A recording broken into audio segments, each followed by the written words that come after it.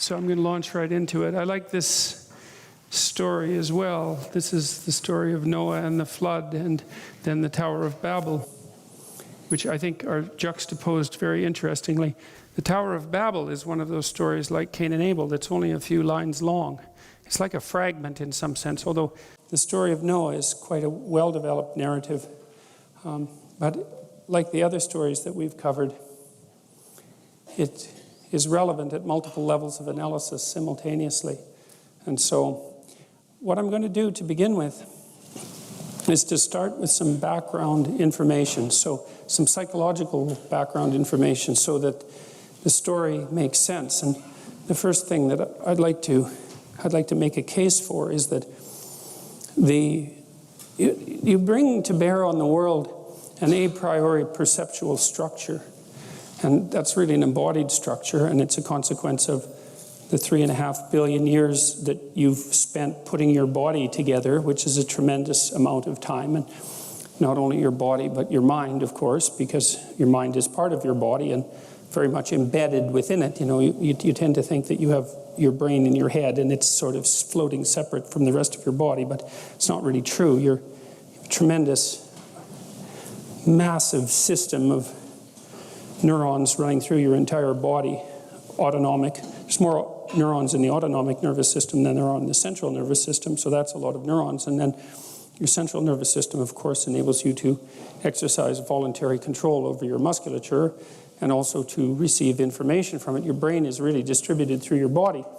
One of the things you may not know is that people who are paraplegic can walk if you suspend them above a treadmill. Their legs will walk by themselves with no voluntary control. So your spine is capable of quite complex activity. In fact, when you walk, mostly it's a controlled fall, and mostly your spine is doing it. And so anyways, the point of all that is that you don't have a blank slate consciousness that's interpreting a world that manifests itself as segregated objects in some straightforward sense. You have a built-in interpretive system that's extraordinarily deeply embedded and invisible, because you might think about it as the implicit structure of your unconscious. It's what gives rise to your conscious experience, and it presents you with the world. That's one way of thinking about it, and it's a good way of thinking about it. It's the psychoanalytic way of thinking about it, as well as the neuroscientific way of thinking about it, because one of the things that's pretty interesting about modern neuroscientists, especially the top-rate ones, and those are usually the ones that are working on emotions, as far as I've been able to tell, are often quite enamored of the psychoanalyst. Jaak Panksepp was a good example of that, because they came to understand that the psychoanalysts' insistence on underlying unconscious personified motivations was actually an accurate reflection of how the brain worked. So to think of yourself as a loose collection of autonomous spirits that's governed by some overarching identity is a reasonable way of thinking about it. The question is, or a question that arises from that is, what is the nature of this a priori structure that you use to interpret the world? And I think the clearest answer to that is that it's a story, that you live inside a story. And that's very, very interesting to me, because I believe, and I have a couple of videos that lay this out, I believe that Darwinian presuppositions are at least as fundamental as Newtonian presuppositions. I actually think they're more fundamental, and that the fact that we've evolved story-like structures through which to interpret the world indicates to me that there's something deeply true about story-like structures. Or they're true at least insofar as the fact that we've developed them means that here we are living, and that it's taken 3.5 billion years to develop them. They're highly functional. And so we don't have much better definition of truth than highly functional. You know, that's about as good as it gets, partly because we're limited creatures and we don't have omniscient knowledge, and so the best we can do with our knowledge, generally speaking, is to note its functionality and improve it when it fails to work properly. I think the scientific method actually does that. And so the fact that we've evolved a story-like structure through which to interpret the world, that's pretty damn interesting. It says something fundamental about stories, and it's strange in the same way that the fact that we have hemispheric specialization for the known and the unknown, or for chaos and order and chaos, respectively, also says something fundamental about the nature of the world. If you assume that, we've evolved to reflect the structure of the world, broadly speaking. And that's obviously not just the physical structure, the atoms and the molecules, but all of the patterned manifestations of the physical molecules as they build structures of increasing complexity across time. That would include human interactions and political interactions, economic interactions, familial interactions, all of those things that are a very important part of our reality, but perhaps in some sense not as fundamental as the physical attributes that the physicists concentrate on. So we live in stories. And so I want to talk to you a little bit about stories and about their structure. Because when you understand a little bit about the structure of stories, then a whole array of things about mythology all of a sudden make overwhelming sense. And it's so useful because what you see is that many of the things that are standard occurrences in your life, everyone's life, are portrayed universally in mythology. And it's very helpful because, first of all, it de-isolates you.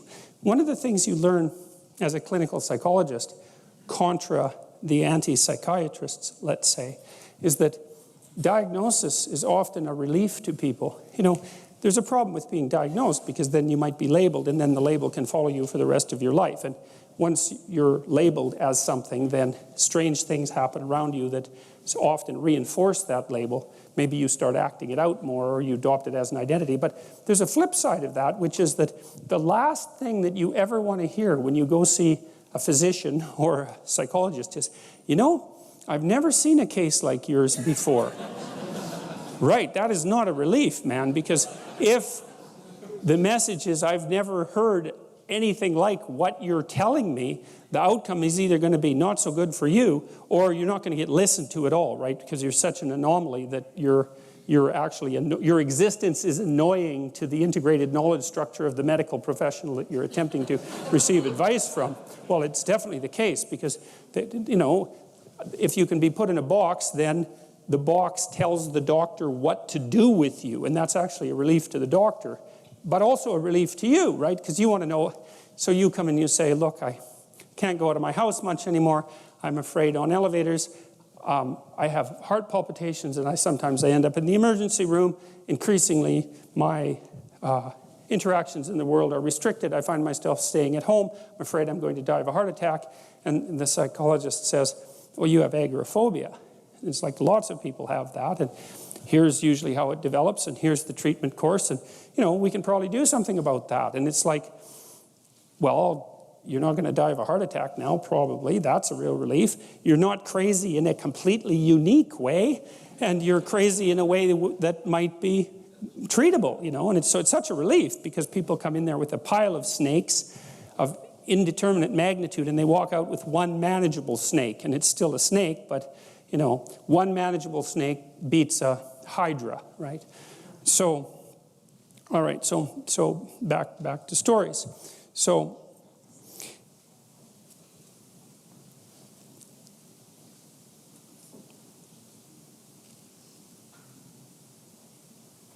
the stories that we tell and that we live in are fundamentally ways that we deal with the complexity of the world. And the fundamental problem with the world, as far as I can tell, is that not only is it complex beyond your comprehension, but the complexity shifts in unpredictable ways. So that's the Darwinian conundrum, actually. That's why Darwinism seems to be a practical necessity with regards to the continuation of life, because the complexity changes unpredictably, you can't necessarily tell what's going to work in the future. And so the Darwinian process solves that by generating quasi-random variations and letting whichever one by happenstance happens to work in that environment survive.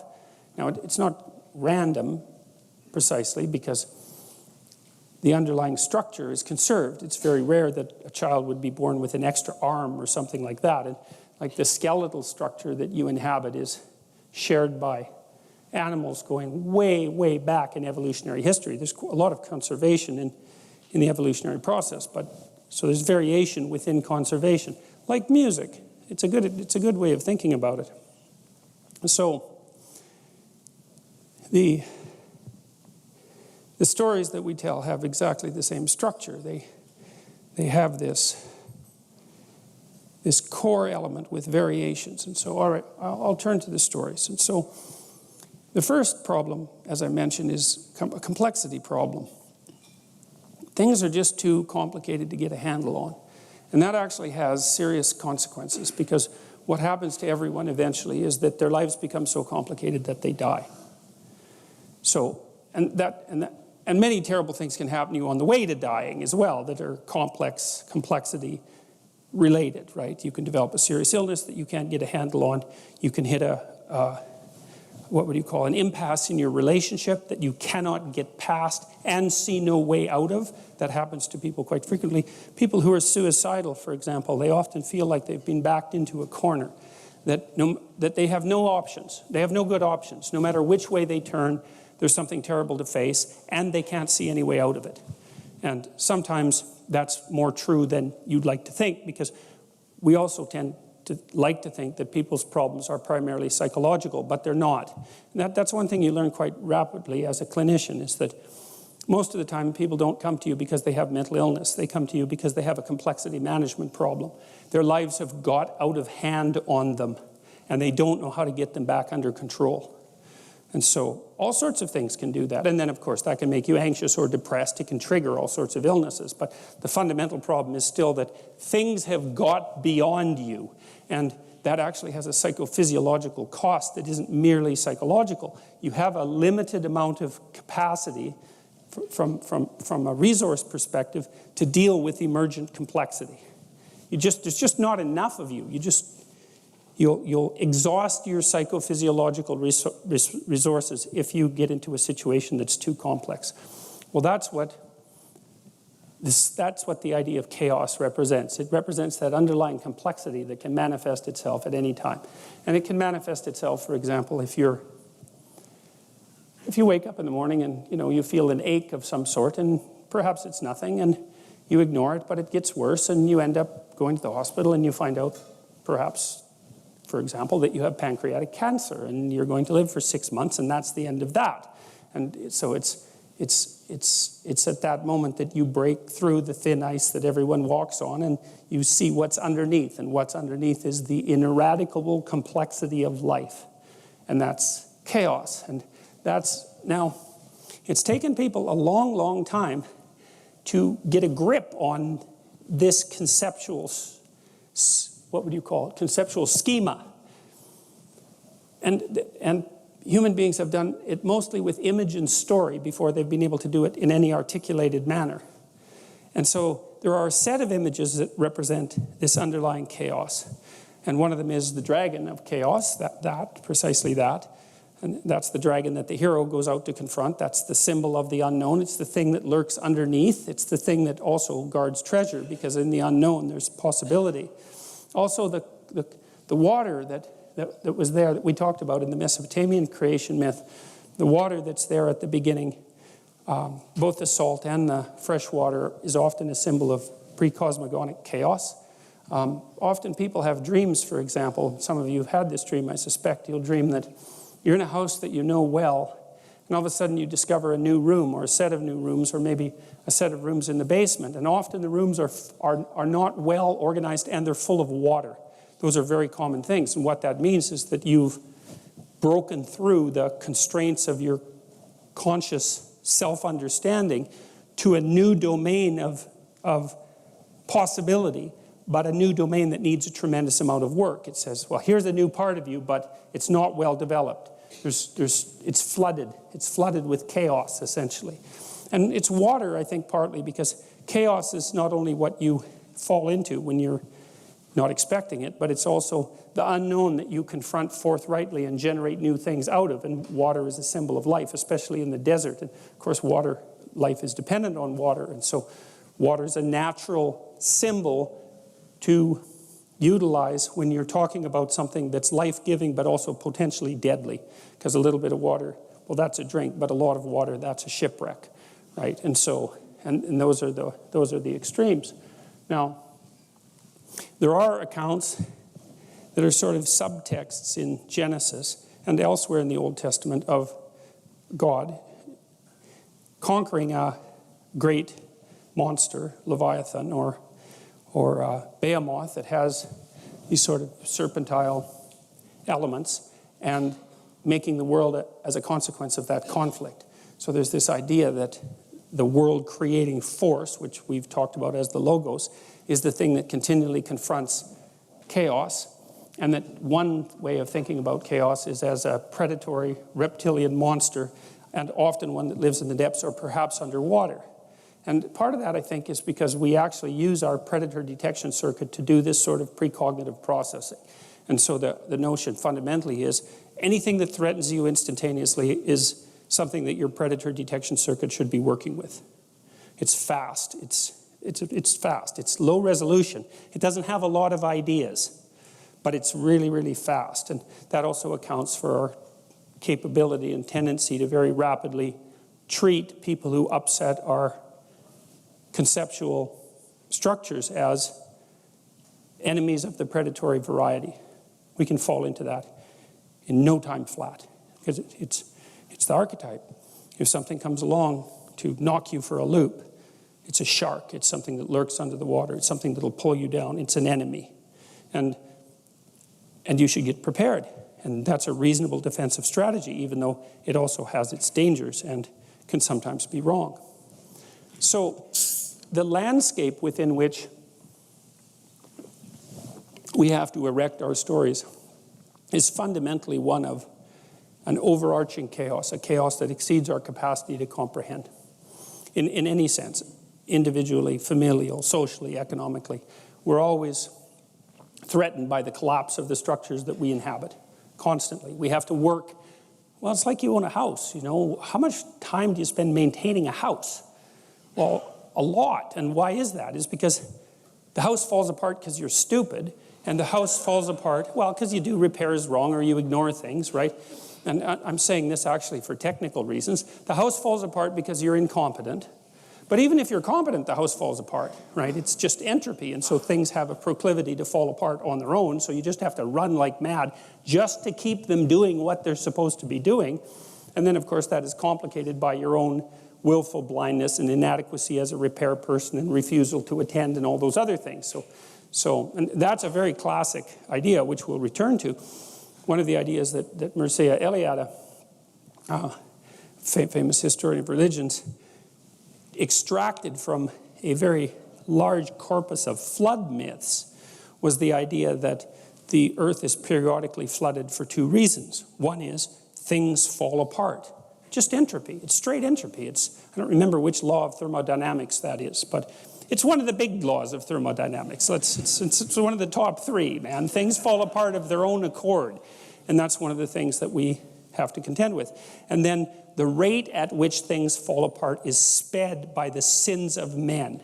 That's the other idea. And you know that. Everyone knows that because you know, your car breaks down on the highway and you think, God, that's so inconvenient. And then you shake your fist at the sky, and then there's part of you in the back of your mind that goes, God, I knew that rattle that I wasn't paying attention to actually signified something, and I knew I should have paid attention to it, and I didn't, and now I'm in the situation that I'm in now. And I bet you this happens to people 2 or 3 times a week, is they do something stupid that they know they shouldn't have done, that they told themselves not to do mere seconds before, and they know, the voice says, don't do that. Yeah, you do it.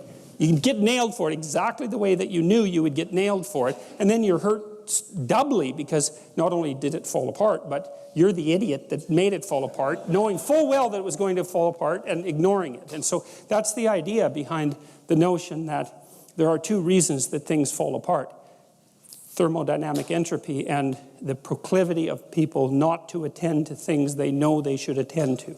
And partly we do that because if a problem emerges, it always announces itself, unless it's a really, really tiny problem and you're approaching it voluntarily, it always announces itself with negative emotion.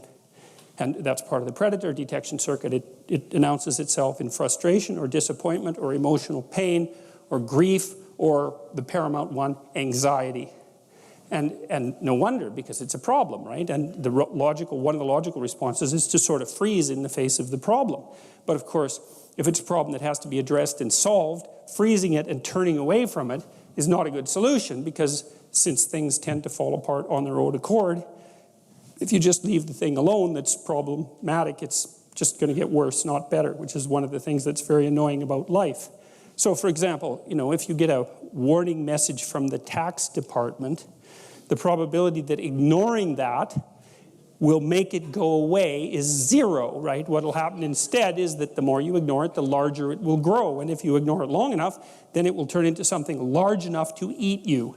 And that will be the end of you. And I read in Harper's Magazine at one point that people would rather be mugged than audited. And so I believe that, because the mugging, man, that's over, right? It's like a couple of minutes of sheer terror, loss of your wallet, the way you walk. The audit, that's like a semi-fatal disease. So that's chaos. Now, it's the idea here, too, is that that's the chaos. That's the psychological idea, is that that's also the chaos that whatever is being represented in Genesis as the Spirit of God extracts order out of at the beginning of time. And it's also that which we're constantly contending with as we struggle in the same manner to construct and maintain habitable worlds. So it's brilliant. It's brilliant. When I first put together the relationship between what Iliad called the pre-cosmogonic chaos and the predatory landscape that surrounded our ancestors and the manner in which we're structured neurologically to respond to all of that, I thought it was like an amazing epiphany, because it's self-evidently the case that the world is too complicated for us to deal with, and that's one of the problems that we face on an ongoing basis. And then the question is, well, what do you do about that? And if you ignore it, it gets worse, so ignoring it doesn't work, and so we know what doesn't work, and so if ignoring it doesn't work, then attending to it might work. And then I found out with the Egyptians, for example, that Horus was the god of attention, and the same thing happened among the Mesopotamians with Marduk and his ring of eyes. It's like, what's the way to forestall the catastrophe of things falling apart? And the answer to that is by attending to them, voluntarily attending to them. And that slots very nicely into the hero mythology that promotes the idea that if there's a dragon in the whereabouts, in the neighborhood, let's say, that hiding in the basement just makes it grow larger. It's time to go out and confront the damn thing. And the general stories are, well, you might get killed because it's a dragon, but it's only might, as opposed to definitely will get killed if it happens to attack you at 3 a.m. at home when you're hungover and it's been a bad day and you don't have your sword and your shield at the ready, which is generally what happens to people who avoid things. So it's not something that should be recommended. You're screwed both ways. That's one of the things that's so nice about being deeply pessimistic. It's so freeing, because one of the things, well, it's very frequent. It's such a relief. And it's really a useful habit to develop, is sometimes, no matter what you do, you're in trouble. And that's a relief, because then you can stop scrabbling around for the way out. There's no way out, man. It's like you can pick murder, wretched death A or slightly less wretched death B, something like that. And I know that's a terrible way of looking at things, but it is extraordinarily useful to understand that many times your choice boils down to picking the least bad option. And if that's all you can do, if that's how life is revealing itself to you, it's like, well, more power to you. The least bad option, that's the best you can do. And it's good enough, especially compared to the alternative, which is the most bad option. So, all right, now,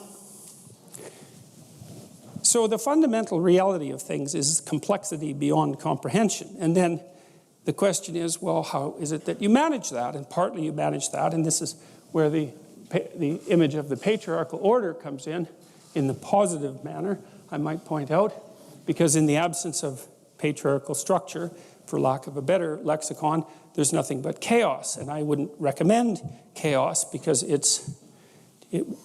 there's a lot of it, and there isn't that much of you. And if you think you can handle it without an a priori structure and without a sociological structure surrounding you, then you don't know anything at all about human beings. Because one of the things I've noticed, for example, is that it's unbelievable the degree to which our sanity depends on a functioning sociological structure. And here's why.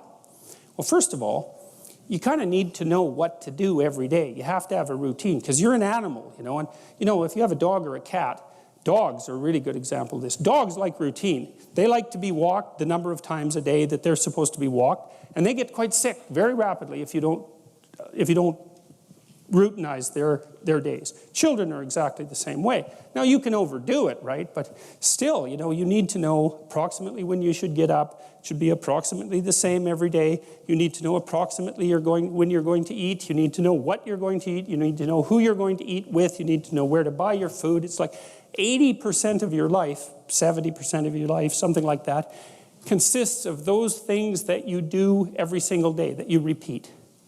And those are often the things that people think about as the trivial elements of their life, but one of the things I would like to point out to you, if you do the mathematics, I did this with a client of mine who was having a hard time putting his child to bed. They were having a fight every night. And I knew by that time, the studies indicate that most parents only spend 20 minutes per day of one-on-one time with their child.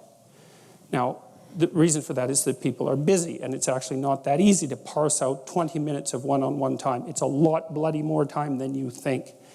But that's all there is, 20 minutes. And he's spending like 40 minutes a day fighting with this kid, trying to get the kid to go to bed. And that's not very entertaining. You know, you think, well, it's just having a scrap with the kid about going to bed. But it's no. If it happens every day, it's a catastrophe. So you do the math. So we'll say 5 hours a week for the sake of argument, just to keep it simple. It's 20 hours a month. It's 240 hours a year. That's 6 40-hour work weeks. So that guy was basically spending a month and a half of work weeks doing absolutely nothing but having a wretched time fighting with his son, trying to get him to go to bed. Horrible, right? That's just way too much time to spend doing something like that if you want to actually have a positive relationship with someone, because it's just too punishing. And so, well, so you need structure, you need predictability, and you need more of it than you think, just to keep you sane. Now, if you're lucky, and maybe a bit odd, you can deviate 5% from the norm, or 10% from the norm, or something like that, carefully and cautiously, as long as the rest of you is all well-ordered in a normative manner. You might be able to get away with that, and you might be able to sustain it across time, and people might be able to tolerate you if you do it, or maybe you'll get really lucky and you happen to be creative but reasonably well put together, and people will actually be happy that there's something idiosyncratic and unique about you.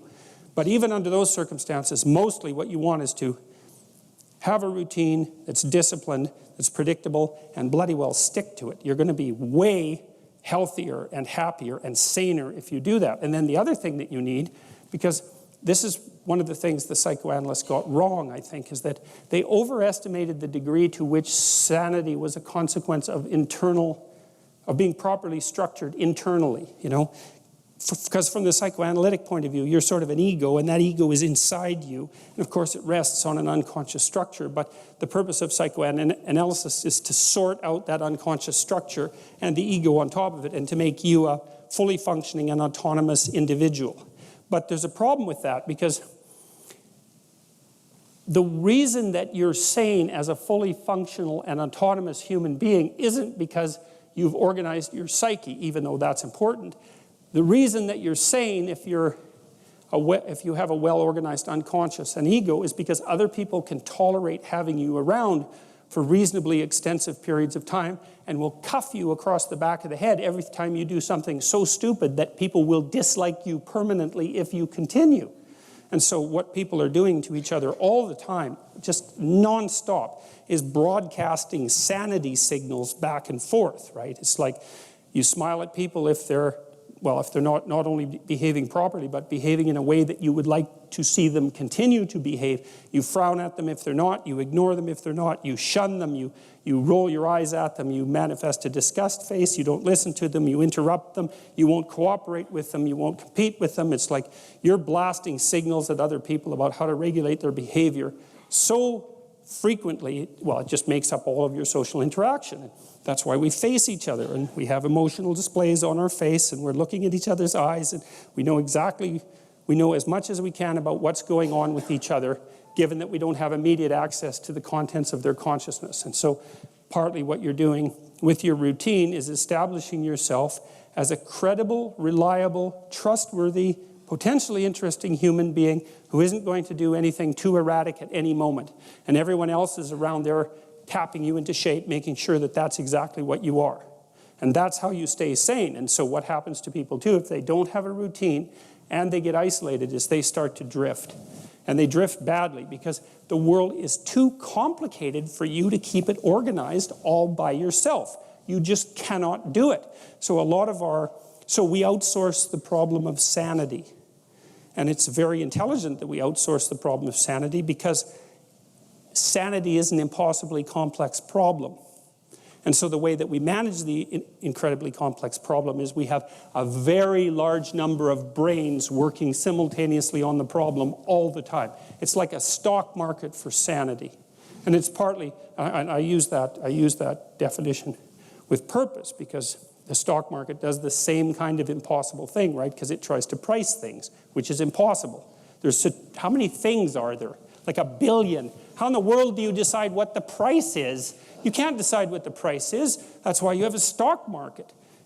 Well, in a free market, I mean for consumer goods, is everyone's voting on what the price of everything is all the time. And that's the way we figure it out, because it's technically impossible. That's partly why the stock market explodes now and then, and there's bubbles and all that sort of thing. But anyways, the point is, things are chaotic. In Alice in Wonderland, when Alice goes down the rabbit hole, that's the underworld, right? So now she's gone into the substructure of being. And she meets the Red Queen. And the Red Queen is Mother Nature. And Mother Nature is running around yelling, "Off with their heads, off with their heads," which is, of course, what Mother Nature does.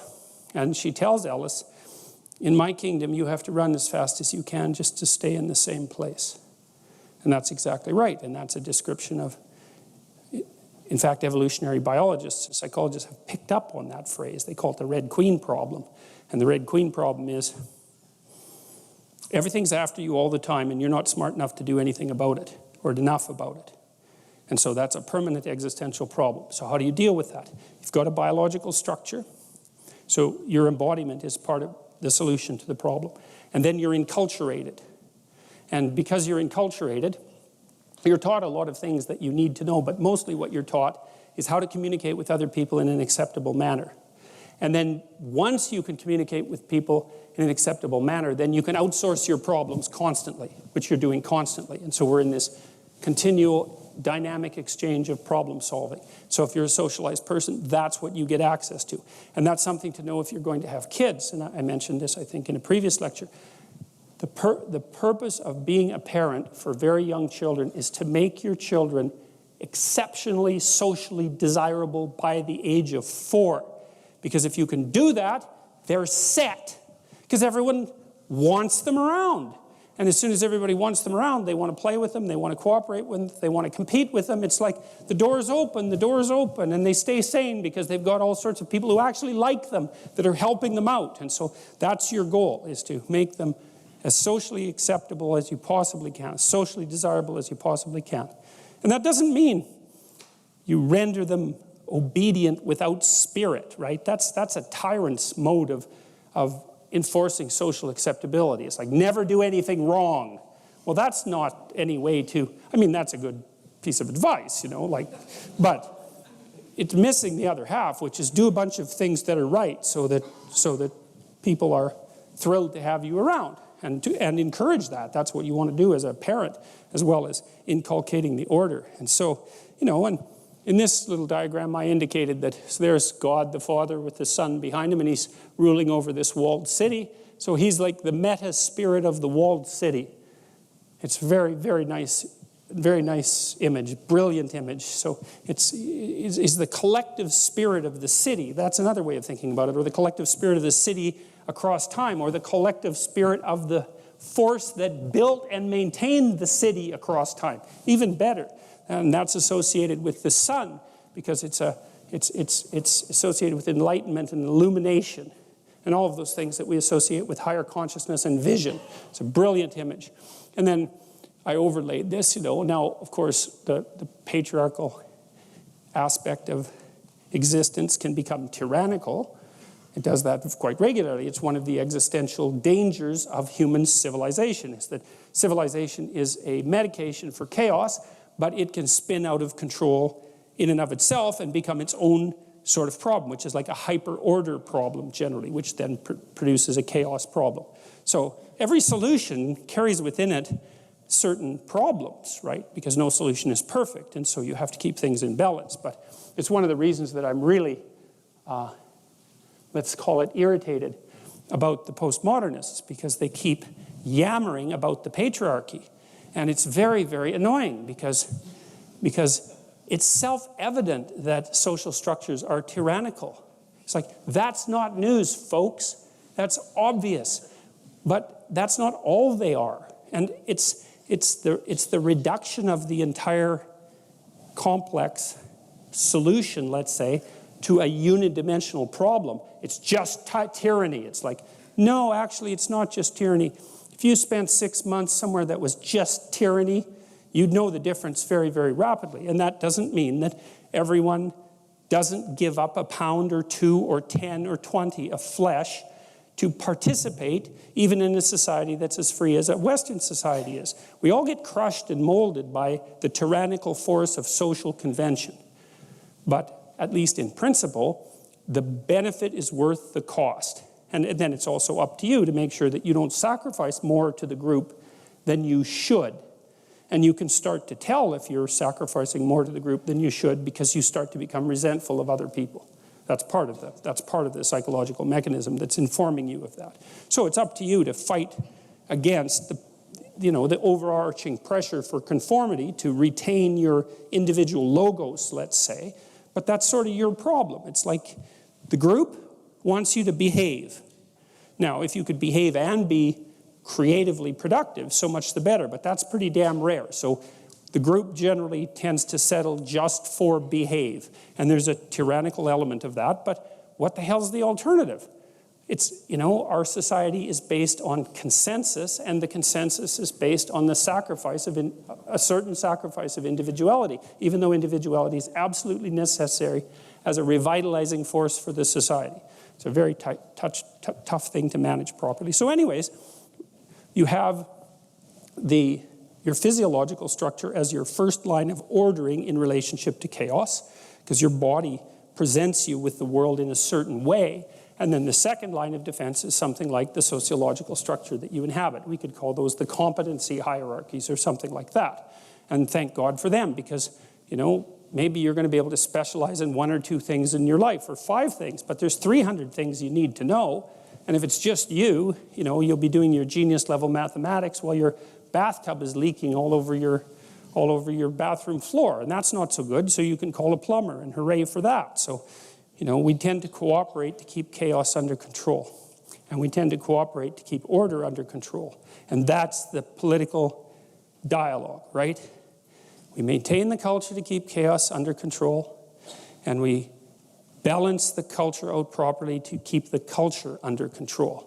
And that way we get to live reasonably peacefully, reasonably productively, for a reasonable amount of time. And that's the best that we can do. And we should have some gratitude when that's working, because the default condition of things is that not only do they not work very well, they work worse and worse over time all by themselves. So anytime anything is working, you should just be amazed by it. All right, so what does the frame look like? Well, I think it looks something like this, and this is, as far as I can tell, this is the bare bones of a variety of things. It's a bare bones story. It's a bare bone conceptual framework. It's a bare bone design, to speak in Heideggerian terms, it's the bare bones world that you live in. You're always in one of these worlds. There's no getting out of them. You can move from one to another, but you're always in a world like this. And so this is the world that you're in. You're somewhere, because you have to be somewhere. Now, you might not know where that is, which means that the somewhere that you are is chaotic, in which case you need to go over your past in great detail and figure out where you are. It's like you're lost, right? You're lost, and the problem with being lost is when you're lost, you don't know where to go, and the problem with not knowing where to go is there's a million places that you could go, and a million places is too many places for you to go without dying. So being lost is not good. So you need to know where you are. One of the things that we built online, my partners and I, is this program called Past Authoring that helps people lay out the narrative of their past, to identify, to break their life down into 6 stages, epochs we call them, and then to identify the emotionally significant moments in each epoch and to write them out. What happened negatively, what happened positively, what the consequences were, what you derived from it, perhaps what you could have done differently, perhaps what you learned from it, all of that, so that you can narrow in, zero in on determining precisely where it is that you are right now.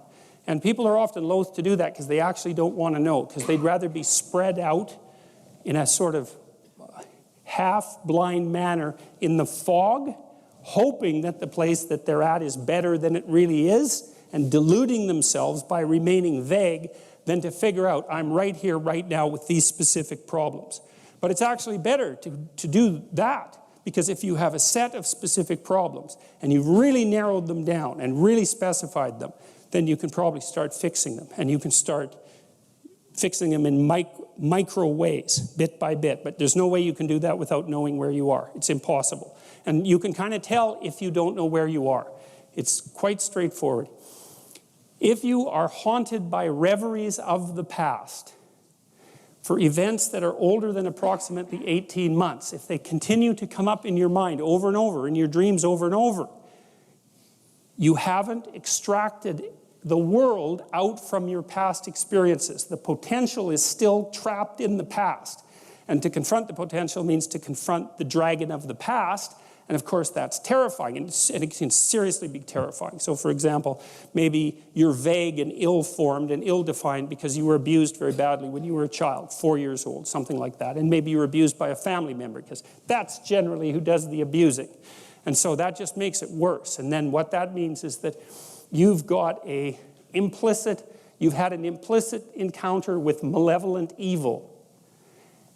You've had a direct encounter with malevolent evil, but you have an implicit hypothesis of malevolent evil that's plaguing you. It's still there. It's trapped in the memories, right? It's trapped in the representational structure. And as an adult, you're now faced with the necessity of articulating that fully before you have any chance whatsoever of freeing yourself from it. And so that's no joke. Lots of times people have to go into the past. That's what the psychoanalysts do, and say, look, here is something came along and just bloody well knocked me over. And it isn't even that I repressed it, which I think was, well, we won't talk about Freud's errors because Freud was a genius, so we'll just leave him alone. But sometimes it's not repression. It's just that terrible things happen to people at such a young age that there isn't a bloody chance in hell that they can figure out why they happened or what to do with them or what they mean. And then you can carry that with you, and you carry it with you. It's like your body encounters the world in stages, and it happens very rapidly. Well, it can extend over years, but the initial stages happen very rapidly. So, for example, if you're walking down the road and you hear a loud noise behind you, you'll go like this. That's a predator defense response, by the way. You crouch down, and that's to stop something from jumping on your back and getting at your neck too easily. That's like a few hundred milliseconds. It's really fast, or even faster than that. And it better be, because something like a snake, we'll say, can nail you just right now, so you better be fast. But it's low resolution. It's like danger snake, something like that, or danger predatory cat. It's that fast.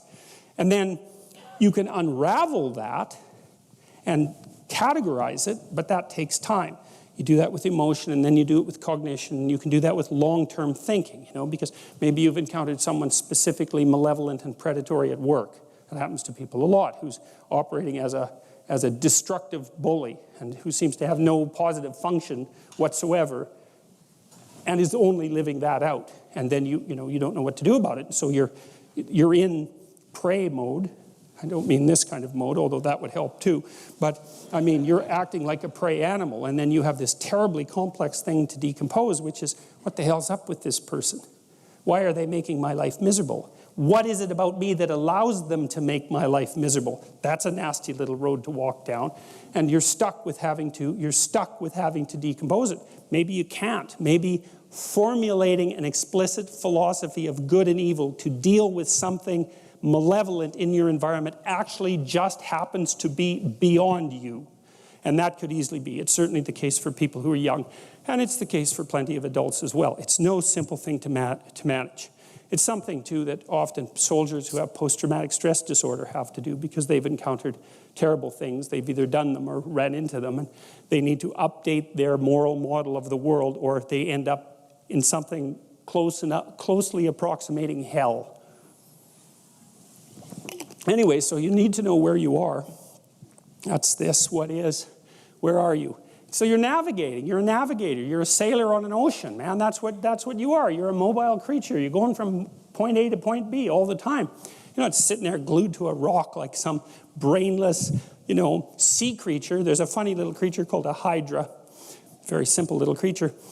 In its juvenile stage, it has a brain because it swims around, but then when it turns into an adult, it latches itself to a rock and promptly digests its brain. Because if you're just sitting on a rock and you're not moving, you don't need a brain. But that's not our issue, right? We're zipping around in the world, and so we're navigating agents. And so to navigate, there's two things you need to know. And the first is, where the hell are you? Exactly, precisely, right? Razor sharp. What's good about you and what's bad about you? By your own reckoning. You don't have to. You can ask other people, but this is a game you play yourself. It's like, as far as I'm concerned, I'm taking stock. What is it that's okay about me and what needs some work? And you got to watch to not be too self-critical when you're doing that too, because that can just be another kind of flaw. And then the next is, okay, well, where are you going? What's your destination? Well, and that's what the frame is. Now, you could do that in a very sophisticated way. And you do that by thinking consciously about who it is that you are in an articulated manner and where you want to go and why and how you're going to get there. And people hardly ever do that. That's come as such an absolute shock to me as an educator. Because one of the other programs, I use this in my classes. One of the other programs in this suite of programs is called the Future Authoring Program. And I started developing it in my Maps of Meaning class, which is where some of this material is from. And I got students to write about their past. It's like, okay, we're talking about stories, so let's tell your story. Who are you? How did you get here? And what are you now? That usually helps people put things to rest, although it's quite stressful while you're doing it. Stress goes up when you're doing it, and maybe you feel miserable for a couple of weeks, and then stress goes down and it stays down. So that's also why people don't do it, because who the hell wants to have their stress go up? But if it's temporary, it's a sacrifice. So then the next issue is, well, where are you going? And one of the things that, and this I cannot understand. These students that had been in education system for 15 years, 14 years, high-end students, most of them, not once in their whole bloody life did anyone ever get them to sit down for like a day and say, all right, justify your existence. Like, well, seriously, it's like here you are in university, you're taking a bunch of courses, you've got some sort of vague career plan. It's like, defend the damn thing a bit, since you're going to go live it and everything. You're staking everything on it. It's like, what's your damn plan? And why are you so convinced that it's not the plan of a babbling fool? Because if you haven't thought about it, then it is. And if you really want to go out there and live that out, one of the things Carl Jung said was that you're in a story, whether you know it or not. And then he made two nice comments about that. If it's someone else's story, you're probably going to get a bit part. And it might not be the one you want. And if it's a story that you don't know, it might be one with a really bad ending. Or maybe it's just bad, period, with a worse ending. And if you don't know what the story that you're living out is, maybe that's the one.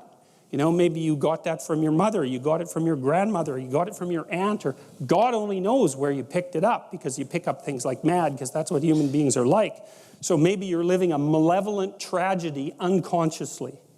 And then one thing you might ask yourself is, Well, how wretched and miserable is your life? Let's add futile to that. How wretched, miserable, and futile is your life? And you might say, well, yeah, 70% on each count. It's like, then you're probably unconsciously living out a malevolent tragedy.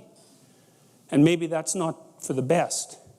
Oh, it's either that or the whole universe hates you, right? Or 70% hates you, you know. So anyways, you know, we got students to start writing in detail about not what they wanted. It's not a career thing. Because that's the closest people usually get, is they have a career plan. It's like, no, it's not a career plan. That's peripheral. Important, but peripheral. It's like, all right, you got 3 years, man. You're going to live them anyways. Devote those 3 years to setting the world up around you so that it's the best it could possibly be for you. As if you were taking care of yourself, as if you cared for yourself. Well, what would that look like? You know, let's say, just for the sake of argument, if you figured out where you were, that you could have what would be best for you. Well, what is that? I bet you never asked.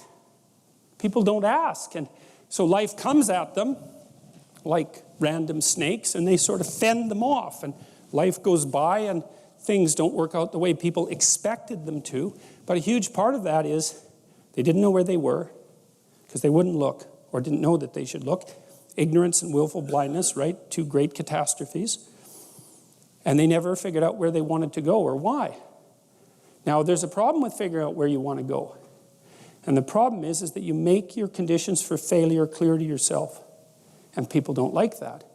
So if you keep yourself in the fog, then you can't tell when you screwed up. Now, that isn't so good because you're still screwing up. You're just too blind, self-blind to notice. Although in the short term, that's less painful.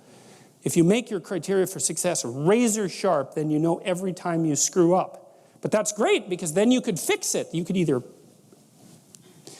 repair the behavioral inadequacy or the conceptual inadequacy that you're using as a tool in that situation, or maybe you could adjust your damn plan. Either way, you can fix it.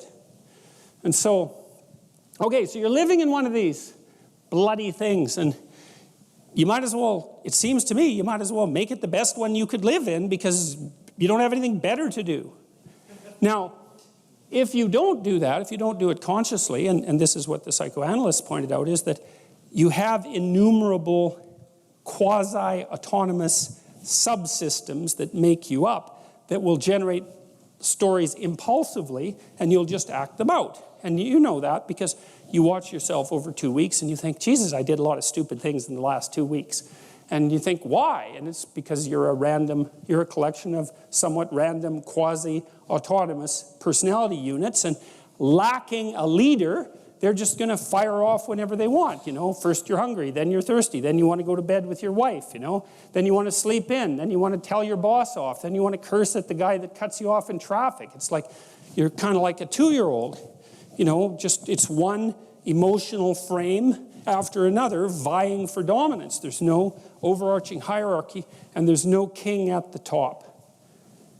And so, you know, we already talked about pyramids of competence, and what's supposed to be at the top is you want to bring all those things together. We understand this neurologically. I'll show you some of that in a little bit. We understand this neurologically, how this maps in some sense right onto the neural structure of your being. You want to put something in control, and the thing that you should put in control is the bloody thing that pays attention and learns, right? Everything else in the hierarchy should be subordinate to the thing that pays attention and learns. And you could think, well, that's the message of the idea of logos. That's for sure, because logos is partly attention and partly communication. And you learn a lot by communicating with others.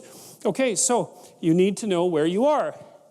Just like your GPS, which is about the closest thing we have to an intelligent cybernetic system. Those GPSs in your cars, those bloody things are pretty smart because they know where you are, they know where you're going, and if you go off course, they recalculate your route. It's like those things are damn near alive. That's so close to intelligence. And you can tell that because they act intelligently. They solve problems continually. So you need, and this is a cybernetic model, by the way, and cybernetic models were the models on which the GPS systems were based, so it's not accidental. So you need to know where you are, and you need to know where you're going. And then the next thing you need to know is how it is that you're going to act, move your body, how you're going to propel yourself through time and space to transform this into that. And so, okay, and then we can make that a little bit more complex because it's a bit too simple. So we'll do this. So it isn't exactly that you live in one of these. It's that you live in a nested hierarchy of these. And you could think of this as your own internal patriarchy. That's a good way of thinking about it. And maybe it could be a tyrant, or maybe it could be something that gives you security and functional autonomy, and hopefully that's the one you go for. But it's a battle, you know, because a little bit of tyranny exists in everyone. And so, well, so at the very highest level of analysis, so that would be the overarching story. Maybe you think, I'd like to be a good person, or a successful person, or famous person. I think good's probably better, because you can come up with the definition of good if you want, as long as it doesn't annoy other people too badly.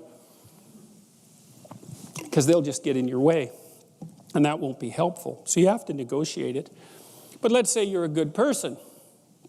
That's sort of the story at the top of the hierarchy. And then you could decompose that into your primary roles. Maybe you're a good parent, maybe you're a good employer, or maybe you're a good employee, maybe you're a good sibling, maybe you're a good child. You know, those are major roles that you have in your life. And so you'd say that what good person is what's good about you across all those roles. So it's a higher order abstraction from something more concrete. And then you can take the role good parent, and you can say, well, what is it that constitutes a good parent? And you might say, well, a good parent, this isn't exhaustive, obviously. A good parent has a good job and takes care of his or her family. And then you might say, well, what does it mean to take care of your family? And then you might say, well, you know, you can cook the odd meal, not too odd, hopefully. You can cook the odd meal, and you can play with the baby. And then you might say, well, how do you play with a baby? And then you might say, well, you play peekaboo with the baby, or you tickle the baby. Okay, well, there's a cool shift there, because this is all articulated and conceptual, right? Right down to this level, and then all of a sudden it's your body. Because how do you play peekaboo with a baby? You don't like have a chat about how you play peekaboo with a baby, right? You go like this. It's quite fun. You could even do it with older people. They even smile about it, right? It's Dad's gone, and the baby's all shocked to death about that. Where'd he go? Oh, look, he's back. You know, the baby is playing with the reliability of the world, so it's a real intense game for a baby. It's like, it's like, oh no, Dad's gone. Oh, look, he showed up again. Oh no, he's gone. And then Dad's smiling to indicate that those brief flashes into non-existence aren't existentially terrifying beyond capacity, right? And so, but the point is that if you're playing peekaboo with a baby, you're not thinking anymore. It's not in the realm of articulation or abstraction. It's actually something that you're doing with your body. And so to me, this is a nice multi-stage solution to the mind-body problem, because what happens is at the higher order of abstraction, it's articulated and conceptual. But if you decompose it sufficiently, you end up with an actual action, and the action involves the movement of musculature. It's not something conceptual. And one of the things that's really cool about this hierarchy is that it has educational lessons. So one of the things you want to do if you're trying to teach someone something, even yourself, is you want to specify the thing that needs to be doing at the highest resolution possible level. So I'll give you just a brief example. So let's say, I may be repeating this, but it doesn't matter. Say you've got a 3-year-old kid, and their room is chaos, right? There's monsters are going to be coming out under the bed in no time flat, unless that room gets some order in it. And so you tell the kid, clean up the room. You know, it's a mess. And you leave and you come back, and the kid's like throwing Legos everywhere. They're not cleaning up. And then you think, that's a bad kid. That's a bad theory, because you're going right from here to here. And if you want to have a good fight with someone and destroy them, then that's what you do. You don't bother with the subtleties down here. You just go right for the jugular. It's like you're a bad, stupid kid. You've always been that way. You're hopeless. There's not a chance of teaching you anything, right? And that way you can nail the past, the present, and the future all in the same insult. You've always been a terrible person. There's no teaching you, and your future's going to be exactly the same way. Then the only thing the person can do, if you do that to them, is hit you.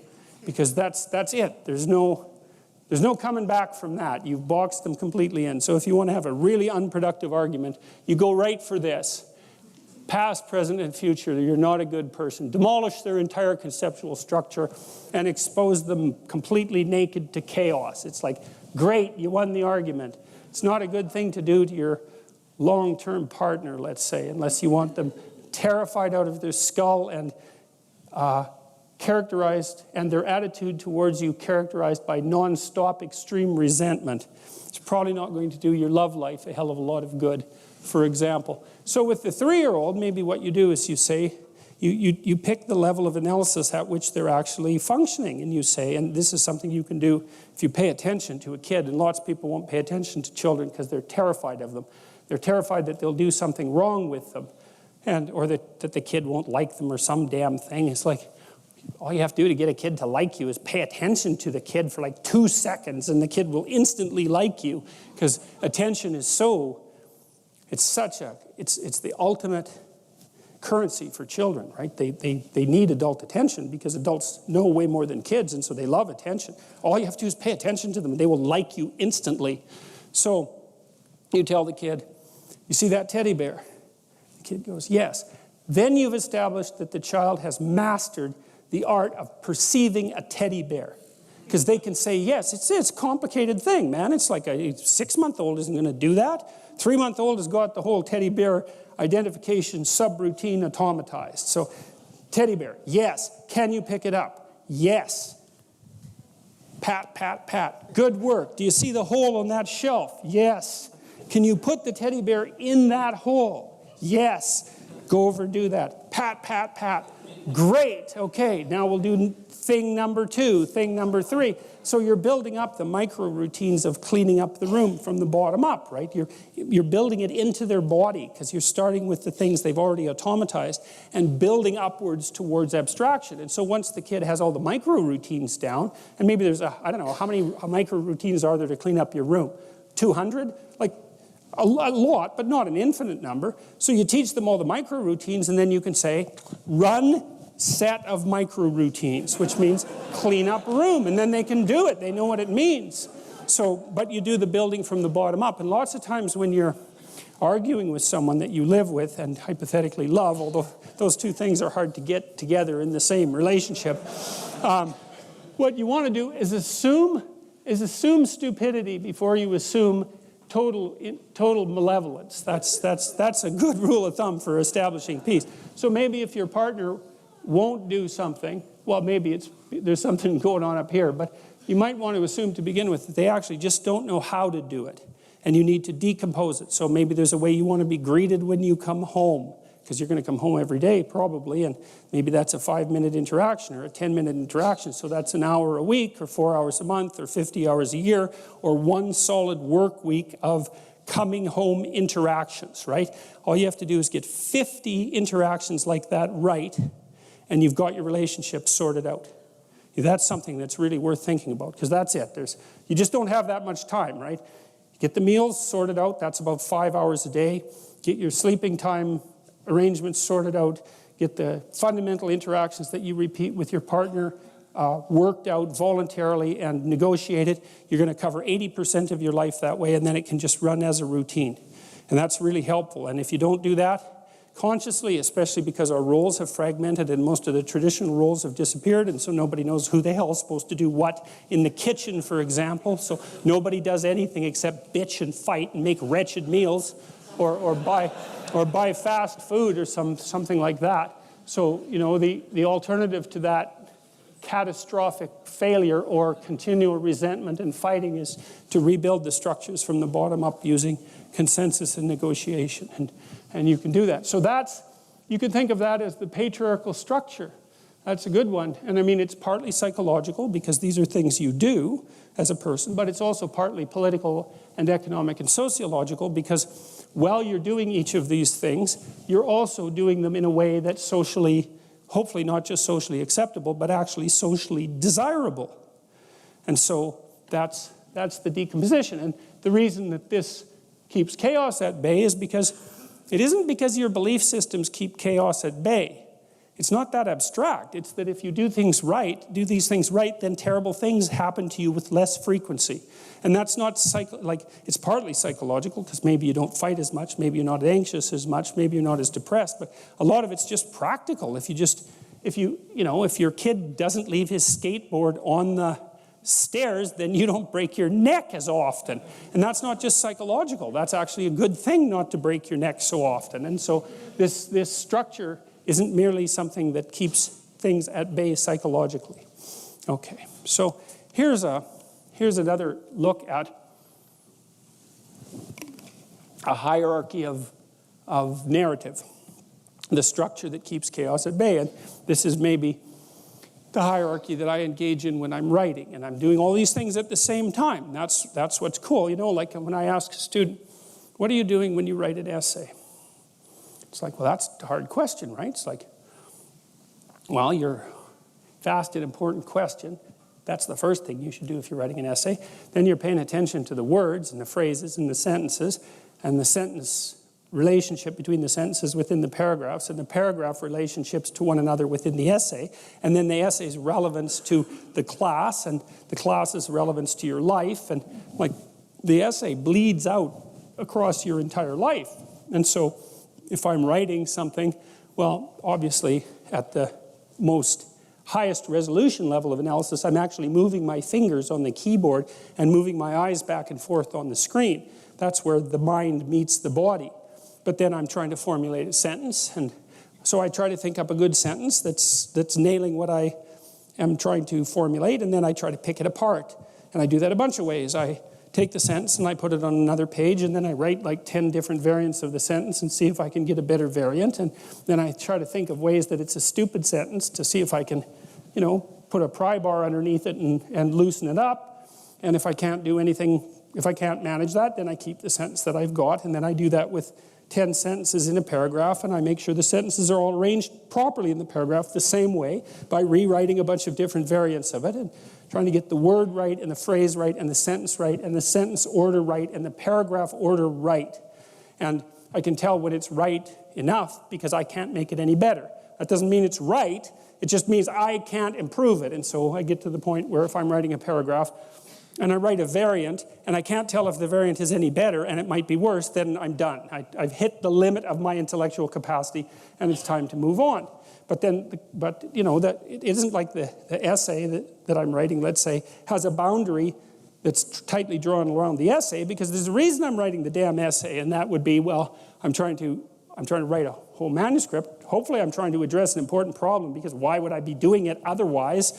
I mean, that would be kind of pointless. And maybe that's part of my role as a scientist, and that's a subset of my role as a professor, and then that's a subset of my role as a productive citizen, and then that's a subset of my role of someone who confronts the unknown, you see? And that's why the logos is the thing that's at the top of the hierarchy.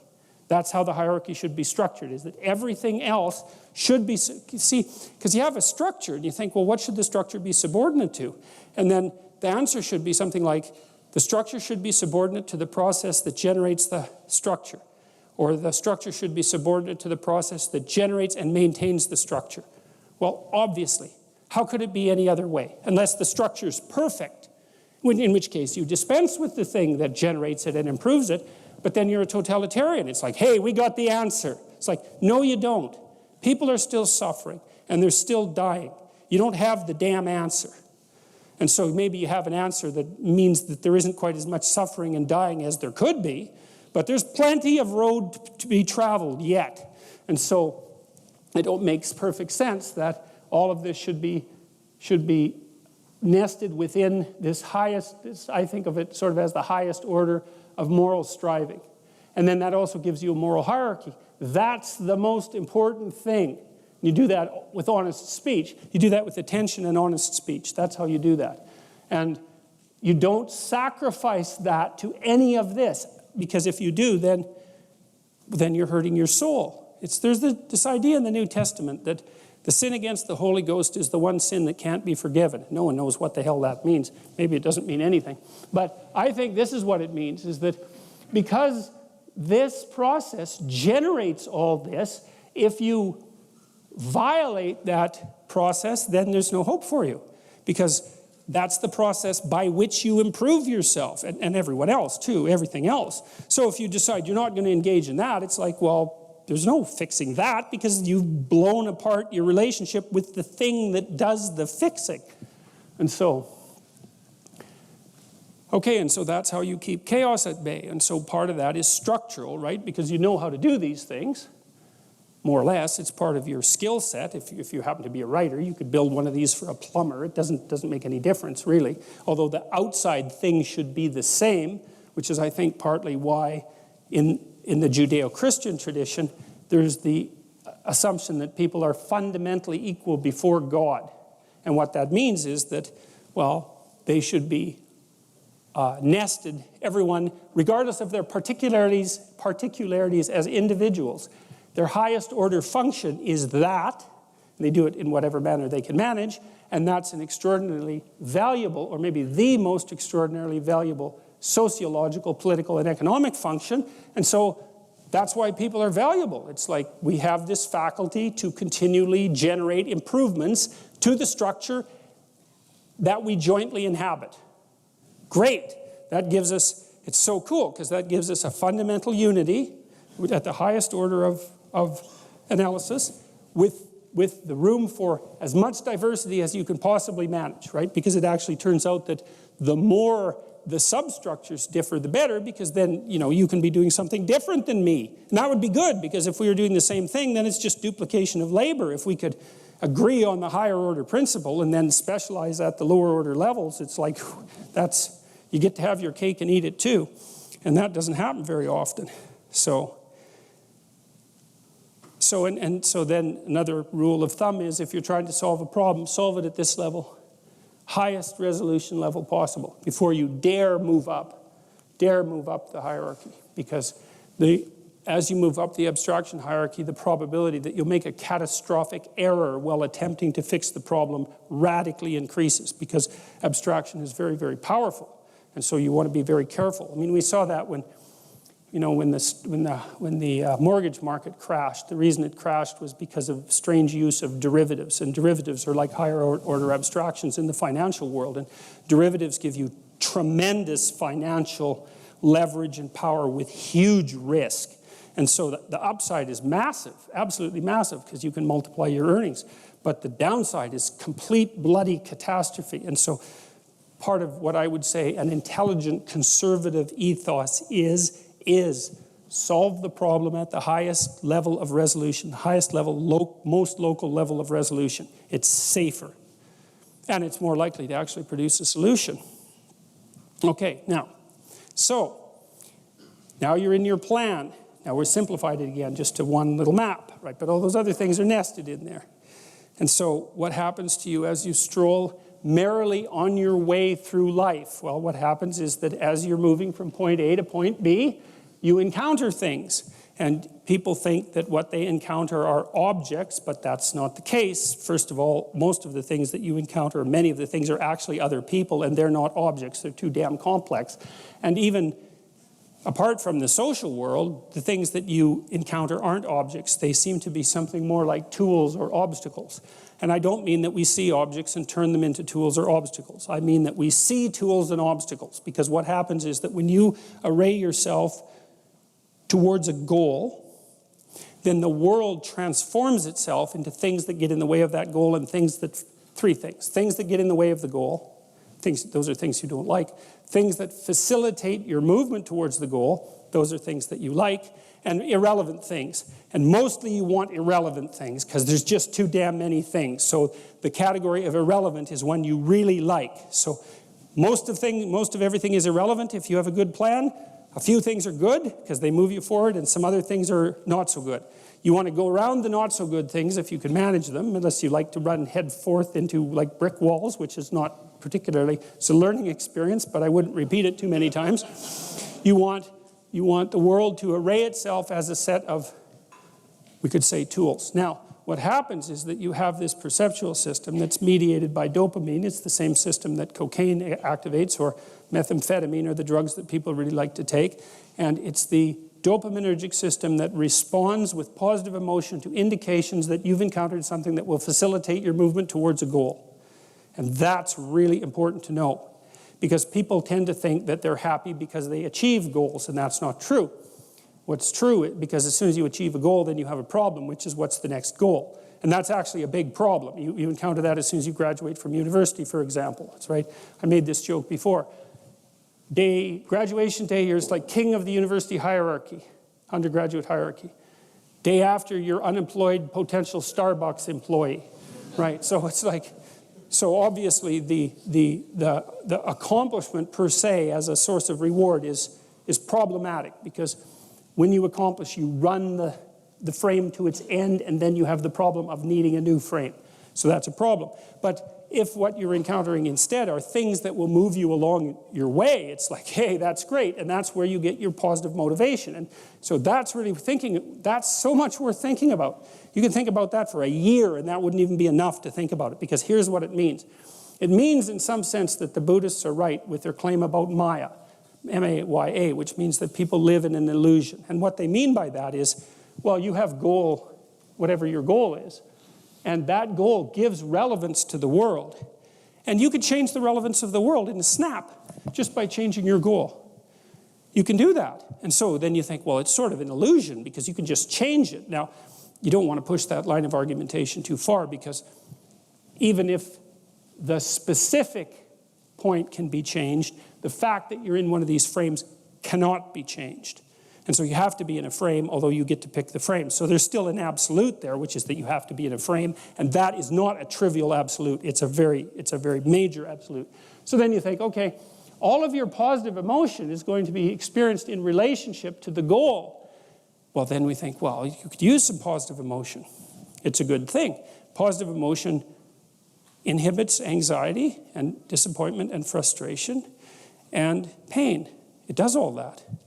Technically, it does that. That's why a football player with a broken thumb who wants to score a touchdown can go out there and, play the football game, even though it's a kind of an arbitrary goal, right? It's like, really, you're going to go out there and like risk your hand to fire a pigskin through some poles? It's like, well, you can say the same sort of cynical thing about most of the things that people do, but you can't say the cynical thing about the fact that they have to do things. So you have a point, you have your aim, you have your ambition, and then that's what turns the world into a potentially positive place. And here's the kicker. This is so cool. The higher the aim, the more the positive emotion. So that's you think, well, why should I bother? Why should I bother doing something lofty and difficult? It's like, because it's worth it. That's why. Because the alternative is stupid suffering. Because really, because what happens is, like, you don't need a framework in order to suffer. You can just lay there day after day and suffer, right? That's easy. So that's the default condition. If you don't have a lofty ambition, then you suffer miserably. And the reason for that is life is really complex, short, finite, full of suffering, and beyond you. And so you can just lay there and think about that, and it's horrible. And so that's not helpful. It's just not useful. And so, people often say life is meaningless. It's like, no, it's not. That's wrong. Because if it was meaningless, that'd be easy. You could just sit there and do nothing, and it wouldn't matter, right? It'd be like you were like a lobotomized sheep. It's just irrelevant. But that isn't what happens. When people say that life has no meaning, that isn't what they mean. What they mean is, I'm suffering stupidly and intensely, and I don't know what to do about it. Well, the suffering is meaningful. It's just not the kind of meaning you want. So how do you get out of that? You note the baseline of suffering, which is very, very, very, very high. And then you say to yourself, okay, I need to do something that justifies that. And that's not so easy, because the baseline for suffering is high. If you're going to make something of yourself, let's say, so that it's worthwhile to exist in the world, then you have to aim at something that's so well structured that you can say, yeah, earthquakes, cancer, death of my family, dissolution of my goals, ultimate futility of life, and the heat death of the universe. Hey, it doesn't matter. It's worth it. All right. So now here's another complicating factor. So I said, well, there's three things that you can run into when you're going about your goal. And I would say, if you're going to form a goal, if you're going to form a plan, you look about 3 to 5 years out in the future. Because beyond that, you get something called combinatorial explosion. And it means that there's so many variables that you just can't predict. So there's not that much point looking out 20 years. Because like, what the hell do you know about what's going to happen in 20 years? Nothing. 3 years, maybe you can chart a course to 3 years, 5 years, something like that. So that's not a bad segment of time to consider. And then consider what your life would have to be like in order for it to be worthwhile for you. Knowing also what you're going to be like if it isn't worthwhile for you. And what you're going to be like if it isn't worthwhile for you is Cain.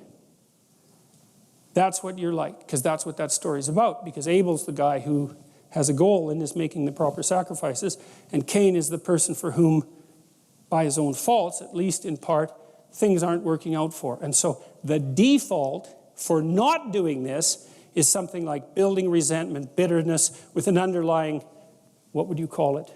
Flavor enhancer of murderous resentment, something like that, which you will act out in the world, which people act out in the world all the time. And it's no wonder, because without this, without something lofty pulling you along, then the baseline is stupid suffering. And if you take an adult dog and you just chain it in the backyard, and you put a collar on it that's too tight so it chafes all the time and it can't even bark, and there's just dirt around it and it's too goddamn hot out in the sun, and maybe you don't give it enough water, it's not going to be a very happy dog. Its basic condition is misery. Well, the same applies to people. So, all right, so you're on your way to, you remember you've all probably watched Pinocchio or know about it. One of the things that happens that's really cool in Pinocchio is that when Geppetto decides that he wants his puppet to be a genuine autonomous being, he wishes upon a star. It's a very strange thing, but everybody just swallows it because we don't notice when we're swallowing things that are completely preposterous. It's this animated puppeteer wishes on a star that his puppet is going to become real, and everybody nods their head and goes, oh yeah, that makes sense. It's like, no, it doesn't. It doesn't make any sense at all, but it doesn't matter.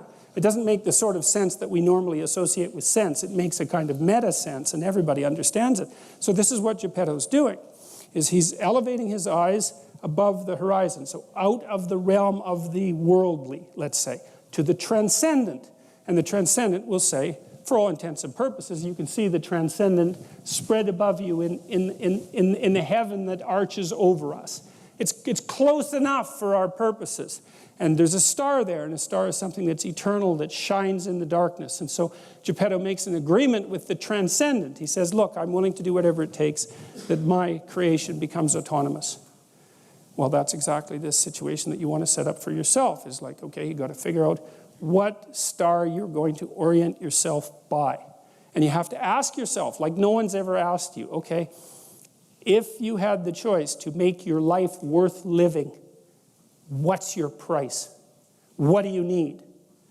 Just find out, first of all. You just ask. You'll tell yourself, like, you'll be afraid because you thought, I'll never get that. It's like, well, lower your sights a little bit then, Don't ask for a 80-foot super yacht in like 6 months. That just means you're stupid.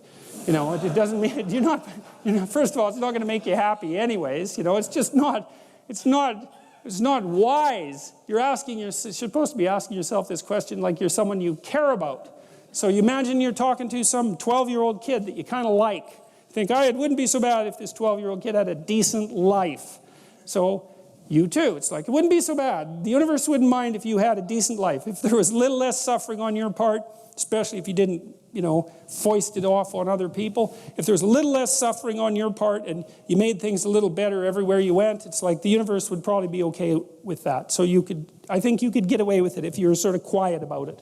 And so ask yourself, okay, so then once you've established your target and you know where you are, then you know what's good for you.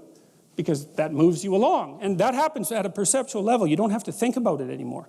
And the experimental literature on that's already quite clear. So for example, if I specify that podium as the target for my action, then I'm happy when I'm walking towards it because there it is and everything cooperating really nicely. But if I specify going to the exit sign that you guys can't see that this is an obstacle in the front of, then as soon as I specify that, then that's an annoying obstacle. And that's precognitive. It happens immediately. It happens instantaneously.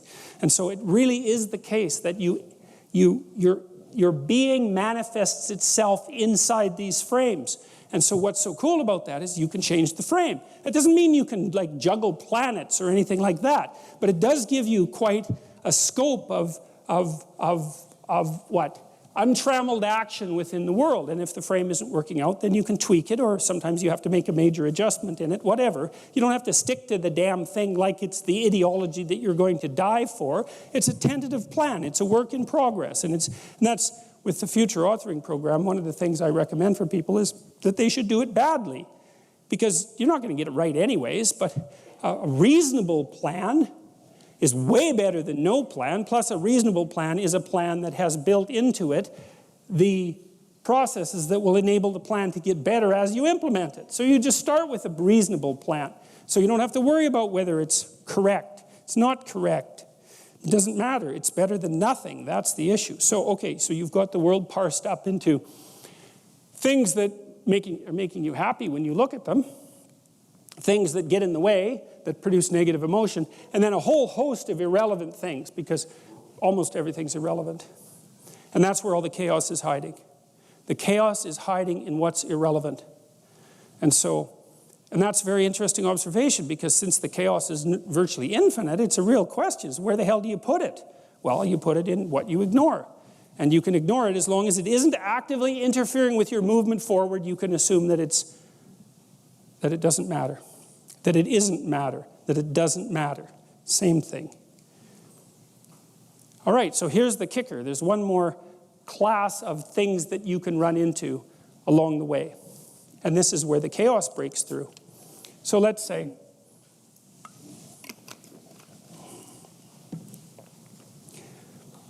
you're moving from point A to point B, and something that you don't expect occurs.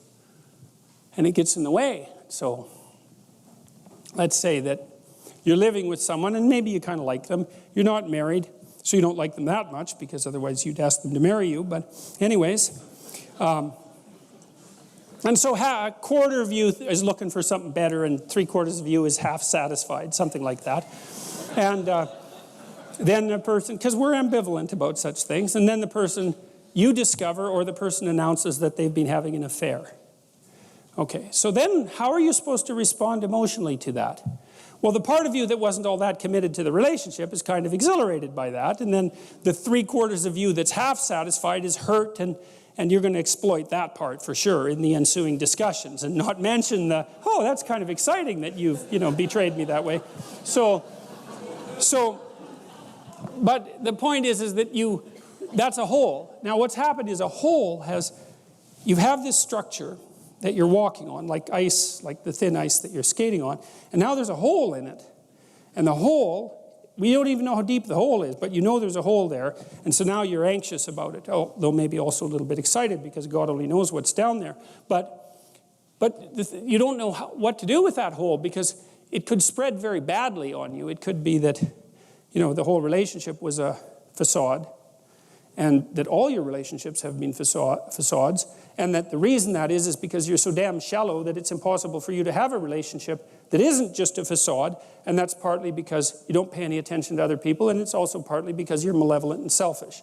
So that's a nasty thing to discover. Or maybe that's the sort of person that you're attracting, which would make sense, actually, if that's the sort of person that you are.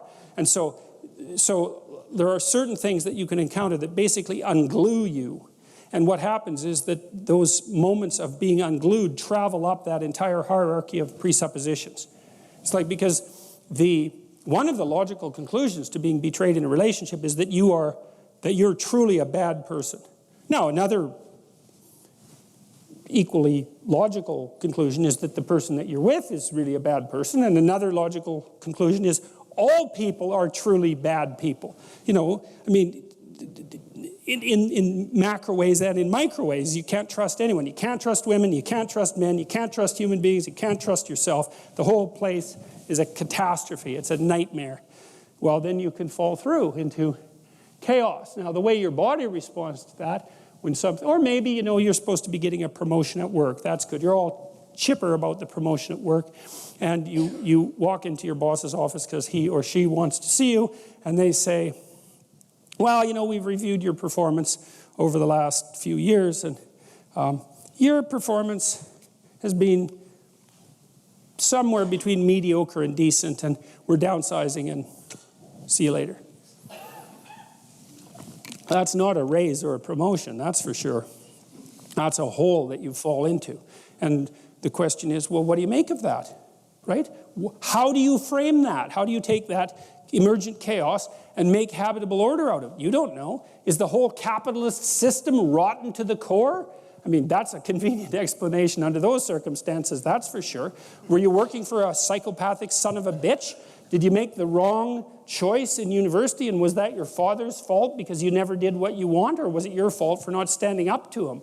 Or is it a dying industry, or is maybe this a wake-up call that you should go do something else that you've been waiting to do, you know, that you've actually wanted to do your whole life, and that's why you're doing such a miserable job at your current occupation because you're bitter and resentful about the fact that you never did what you want? I mean, you don't know. It's all of those things at once.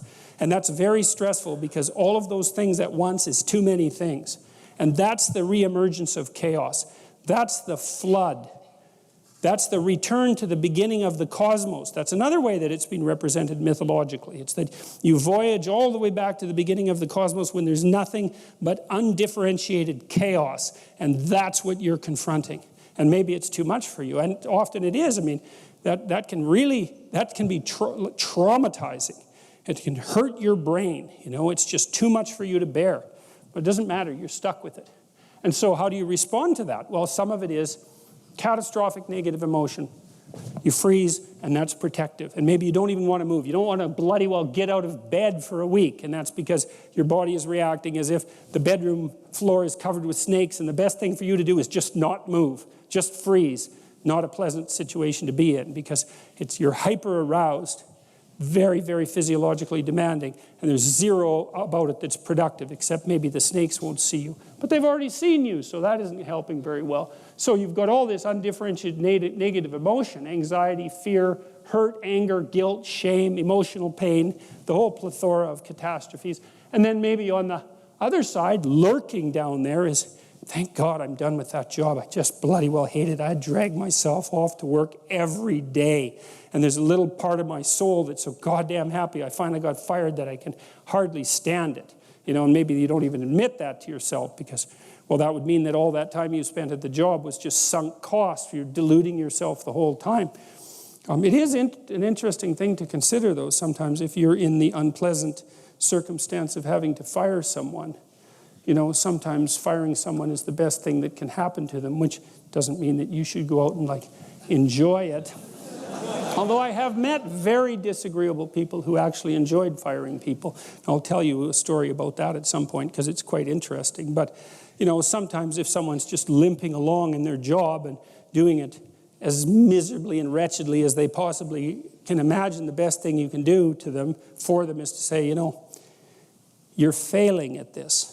And that doesn't necessarily mean that you would have to be failing at absolutely everything else in the entire world. So maybe you should just accept the damn failure and go off and try something new. And I mean, that's terrifying for people, and I know they hate it and all that, but sometimes it's better than the alternative, which is just slow, torturous death. So here's a funny way of looking at it. So let's say you fall right into that hole that's underneath everything, and you've hit an anomaly that you don't understand. You say, what's that anomaly made out of? Exactly. I know that's a strange way of thinking about it, you know, because it's not, well, you could say, we'll just go along with that. It's a metaphor. What's that anomaly made out of? Well, here's a way of thinking about it. It's made out of spirited matter. And here's why. This is something I learned in part from Piaget. He said, well, it's made out of matter because, of course, that's the world, matter. And the world is also what matters. And so that's kind of a nice duality there. But it's made out of spirit because when you encounter something anomalous and go down the rabbit hole, when you go into the underworld that's underneath everything that you've relied on, you learn things down there. So what's down there is information. And that now, it's maybe way more information than you want, but it is information. It's information. And what can you do with the information? You can inform yourself with the information, right? You can put yourself in formation with the information. That's helpful too. And you think, well, you're a psyche. Maybe you're not a spirit. It depends on, whether you're a materialist or not. But at least we can say that you're a psyche. The question is, what's your psyche made of? Well, it's obviously got a material substrate. But the matter happens to be arrayed in a particular order, and that's an information order. And so when you fall into the underworld that's underneath everything and you encounter that latent information, then what you can do is enhance your psyche. You can grow your spirit, because what you do is you take the new information and you incorporate it. That's like eating the apple that Adam and Eve ate. You incorporate that, and that makes more of you. And that's not a metaphorical or a metaphysical proposition. It's to say nothing other than, well, that's what happens when children learn. You think of what happens. Child's 3, has a pretty low resolution representation of the world, and is a fairly low resolution human being.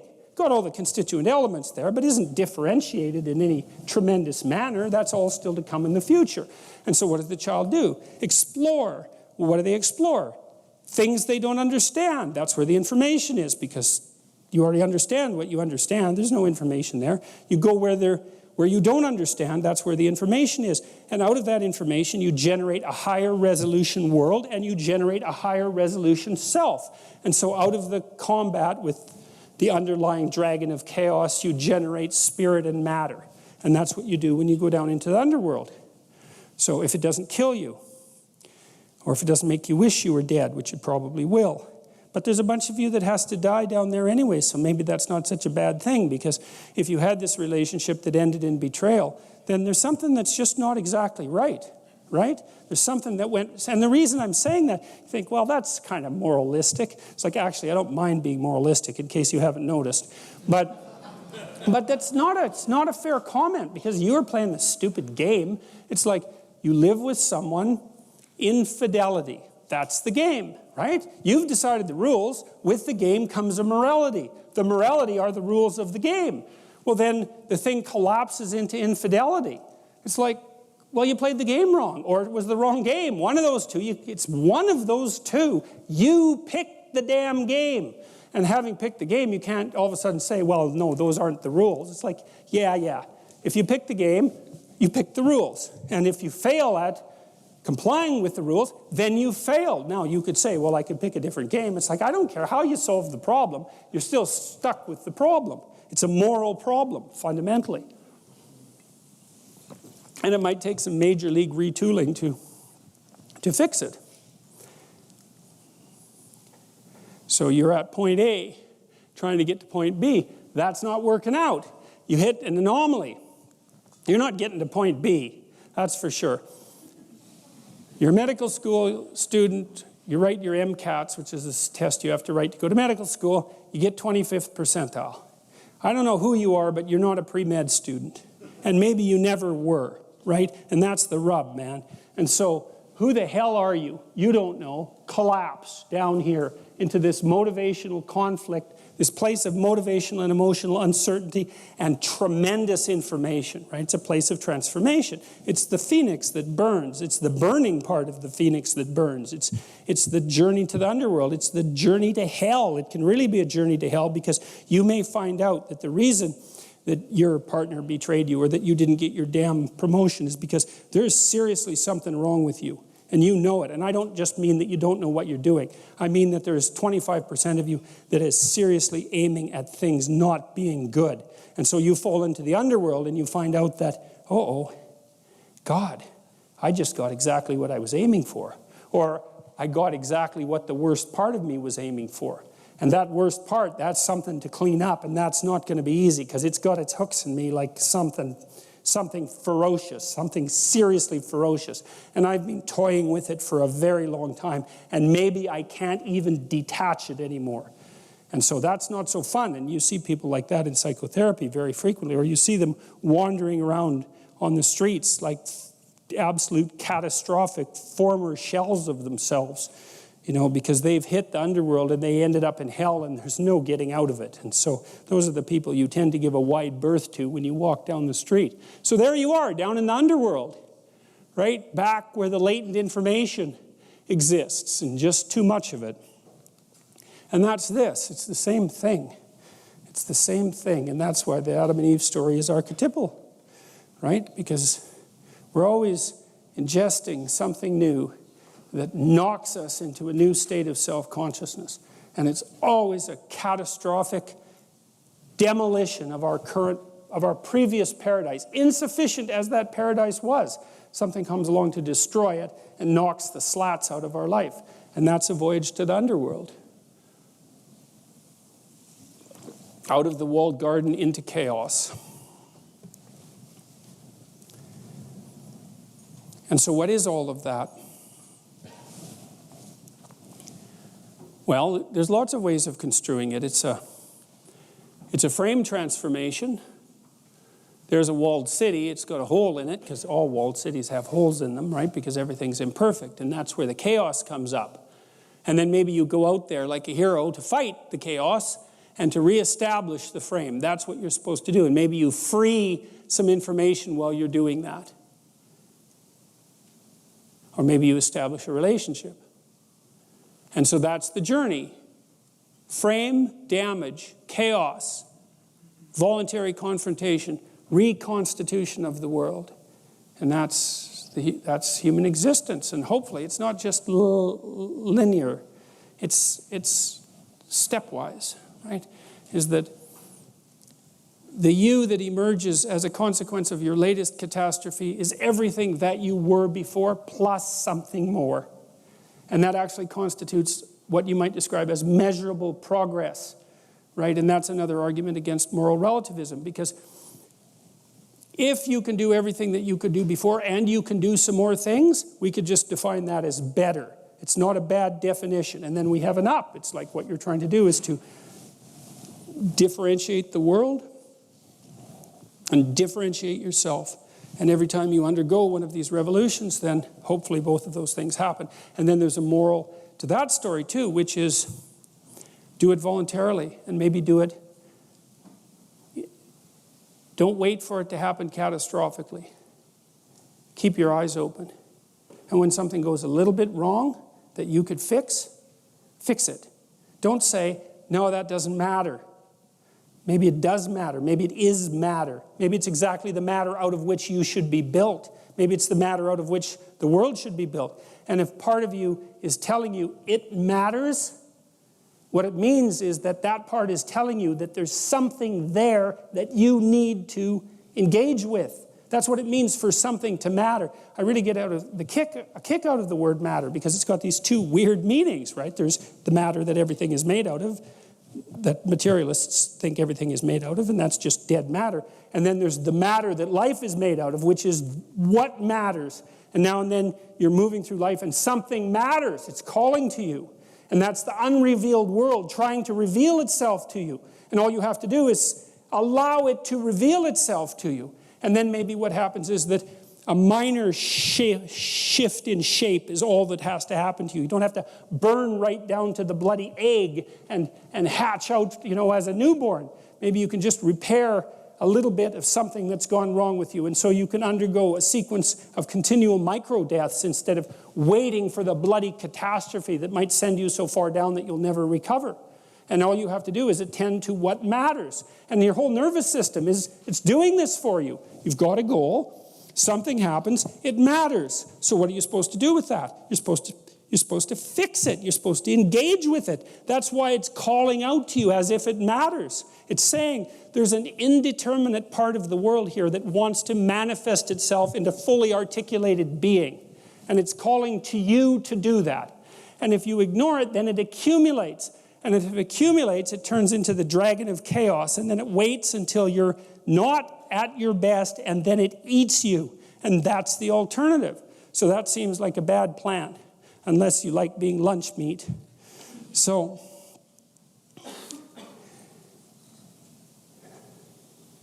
that's a long introduction to Noah.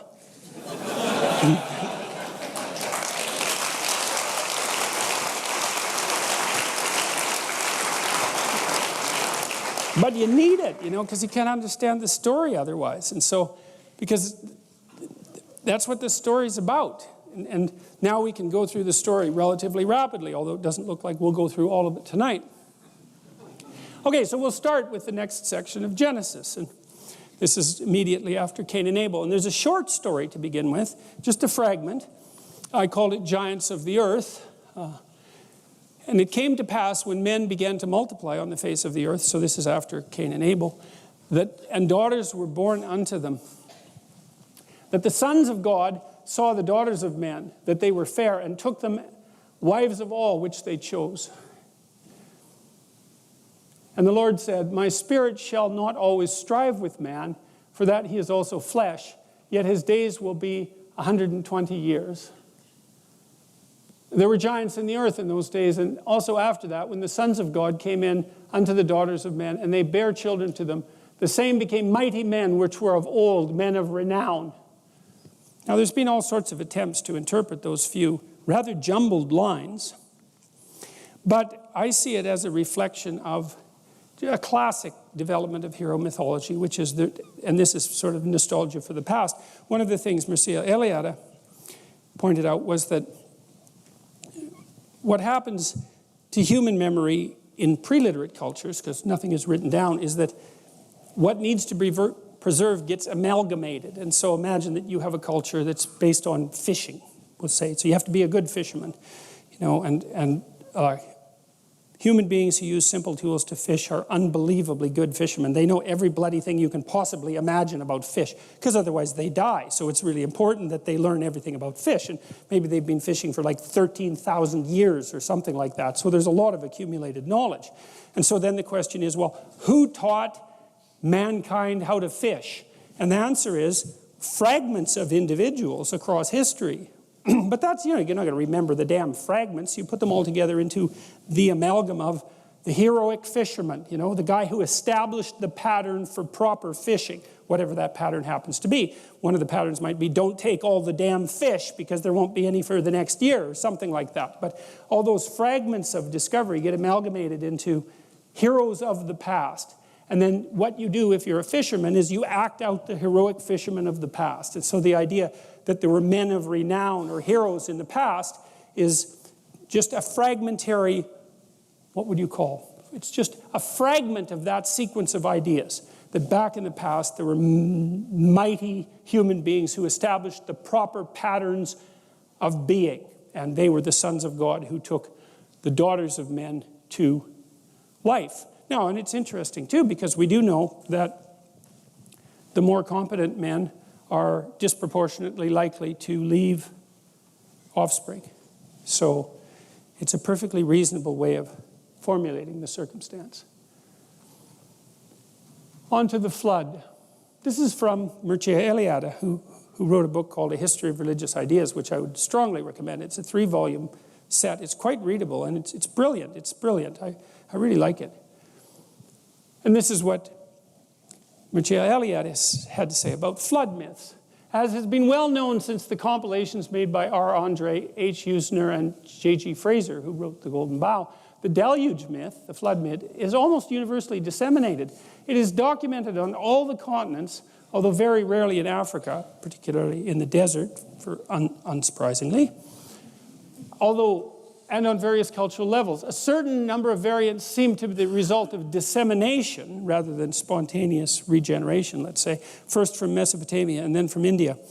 It is equally possible that one or several diluvial catastrophes gave rise to fabulous narratives, but it would be risky to explain so widespread a myth by phenomena of which no geological traces has been found. Well, Eliade wrote this quite a while ago. I think he wrote that book perhaps in the 80s, maybe in the 70s. But since then, there actually has been quite a bit of evidence, advanced in various circles for the existence of catastrophic floods that occurred within the relative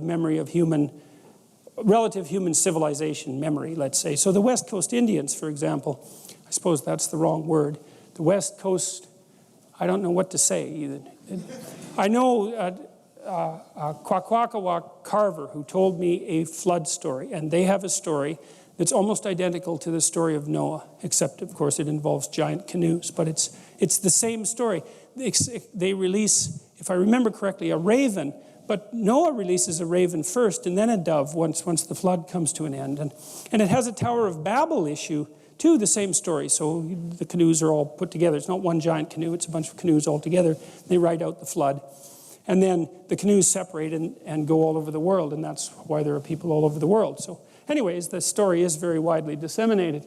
But, there were floods in North America not that long ago. So there were floods, you can look up the Missoula floods, 15,000 to 13,000 years ago. And the Kwakwaka'wakw people have probably been on the West Coast for something like 13 to 14,000 years. So, and, you can maintain an oral tradition for a very, very long time. You think, no, but traditional societies don't change. That's why they're traditional. And so they have the same stories over generations. They remember the same stories. So when the Missoula floods, which were a consequence of melting glacial ice, discharged up to, they figure there were 55 of them between 15,000 and 13,000 years ago, discharged volumes up to 15 times the volume of the Amazon River. So these are major league floods. And then Sears et al. Published a paper in 2008 called Climate Change and Post-Glacial Human Dispersals in Southeast Asia, claiming that there were multiple floods, particularly affecting Southeast Asia between 15,000 and 7,000 years ago. So Iliad might be a bit wrong about the notion that there were no geological traces of such catastrophic flooding. But anyways, it doesn't matter because we're still looking at this from a psychological perspective, and that's fine. The majority of the flood myths seem in some sense to form part of the cosmic rhythm. The old world, peopled by a fallen humanity, is submerged under the waters. And sometime later, a new world emerges from the aquatic chaos. In large number of variants, the flood is the result of the sins or ritual faults of human beings. Sometimes it results simply from the wish of a divine being to put an end to mankind. The chief causes lie at once in the sins of men and the decrepitude of the world. It's a brilliant analysis, partly because it draws this lovely parallel between, which I mentioned a bit earlier, between the fact that things go wrong all by themselves, but that you can speed that along by not paying any attention, So if you're in a relationship, relationship takes an awful lot of maintenance. And when it needs to be maintained because you start developing some distance from the person that you have the relationship with, and then that starts to become tinged with a little bit of dislike, and hopefully not contempt, but a little bit of dislike, and maybe some emotional distance. And you feel that, and you think, well, it's hard to tell what you think, but you feel that anyways. You know that that's emerged. And so then you have a chance at that point to repair whatever's gone wrong. And that would require some retooling on both of your parts, maybe one person more than the other, but whatever. It would require a serious discussion like, look, I've noticed that this has been happening, and maybe it's you and maybe it's me, and we should probably figure it out, because if it was you, that'd be convenient and everything, but if it was me, then I'd like to fix it, because then it would be fixed. And so that's why you listen to your partner, because they might tell you that there's something stupid about you that you don't know, and then if you could fix that, then you wouldn't have to be stupid in that way anymore. And it's actually one of the genuinely useful features of having a partner, because do you really want to be stupid and then continue to repeat your mistakes ad nauseum for the rest of your life? I know it's more convenient to do that than to have a knock down, drag them out argument about just exactly why you're stupid and how you could fix it. But still, it's better to have the argument. So the chief causes lie at once in the sins of men and the decrepitude of the world. And the sins there are generally either acts of commission, where people do things that they know to be wrong, or they fail to do things that they know would be right. Doesn't really matter. Sins of commission are usually judged more harshly, say within the Judeo-Christian tradition, but I think there might be a bit of an error in that, because sins of omission can be a real catastrophe. And so here's a flood idea. You tell me what you think about this. So so there's this idea that a judgmental being will flood you out if you continue on your wayward ways. And that seems like a little bit of, it's one of the examples of Jehovah being a little on the harsh side in the Old Testament, not something that modern people really approve of so much, because we like our gods sort of domesticated, let's put it that way. And unfortunately, that isn't how it tends to work. But I've often thought about the reaction in North America to the hurricane in New Orleans. Because there's two ways of reading that, right? One is Mother Nature has a little fit and sends a hurricane into New Orleans and wipes everyone out. And isn't that a catastrophe? And isn't that an example of our fragility in the face of natural power? But there's another way of reading it. Maybe this is unfair, but it'll do for the purpose of illustration. It's like, the Dutch build dikes, right, to keep the ocean back. And they're actually pretty effective at that because their country is mostly underwater. And it turns out that if you go to Holland, it's actually not underwater. And so their dikes are working. And so the Dutch, who are very organized people, and they better be because their country is supposed to be underwater, right? So you better be organized if your country is supposed to be underwater. And so they are very organized, and they have a rule for their dikes, which is they try to estimate the worst possible oceanic storm that will come in 10,000 years and make sure that the dikes will withstand that. Well, from my reading, the Army Corps of Engineers in New Orleans built the dikes for a storm every 100 years. And that's not so good because we live about 80 years, let's say, so that means the probability that one of those storms is going to come whipping by in a lifespan is pretty damn high. And then, so that perhaps wasn't the wisest of planning, especially because some of New Orleans is actually supposed to be underwater. And then worse, Mississippi is a state that's quite well known for its corruption. And so you might also say that a tremendous amount of the money and time and resources that could have and should have and was planned to go towards fixing the problem didn't. And so the hurricane came along and, oh my God, wasn't it a natural disaster? And the question is, what bloody well makes you so sure that it was a natural disaster, right? Because if the infrastructure would have been maintained and built to the specifications that were certainly technically possible and would have actually been less expensive in the long run to build, and everyone knew it, and the hurricane came along and wiped out the city, why do you think that's a natural disaster? To me, that's a natural example, if you think about it from a metaphorical perspective, of a judgmental God deciding to use a flood to teach a moral lesson. And you might say, well, that's pretty harsh. What about all those flood survivors? It's like, yeah, well, the whole flood thing was kind of harsh. And so pointing out that there were steps that could have been taken and also that I doubt in the aftermath have been taken, even though everyone knows now exactly what had happened, is you might consider it a diagnosis, but it's irrelevant because what I'm really trying to tell you is how the mythological stories would line up on this, because you can tell a story about Mother Nature manifesting her catastrophe and potential for tragedy, or you could tell another story of an absolute failure of the human social structure and the human individual level because of the corruption to address a problem that everyone knew was there. And so that's a good example of how the flood comes when you're not behaving properly. And one of the things that's quite interesting about the Old Testament and the people who wrote it is that they always assumed that if the flood comes, that meant you weren't prepared. If that's the rule, right? It's like the a priori axiom. They think, you got flooded out? Hey, you weren't prepared enough. Well, how can you tell? Well, you got flooded out, right? That's the evidence. And you might say, well, that's not very fair. It's like, fair isn't the point. The point is, do you want to get flooded out again or not? Because fair would be, well, you better figure out why you got flooded out and fix it so it doesn't happen again. And that's the moral thing to do when you're thinking about morality, as walking the path that's most appropriate to get to the destination that you think would be the best possible destination. By the mere fact that it exists, that is, it lives and produces. The cosmos gradually deteriorates and ends by falling into decay.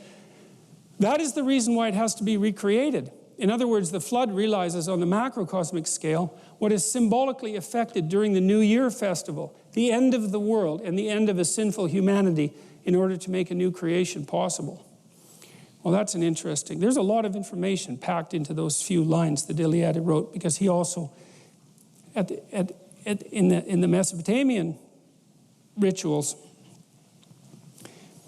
the Mesopotamians would act out the collapse of the kingdom into chaos, essentially, at the New Year's festival.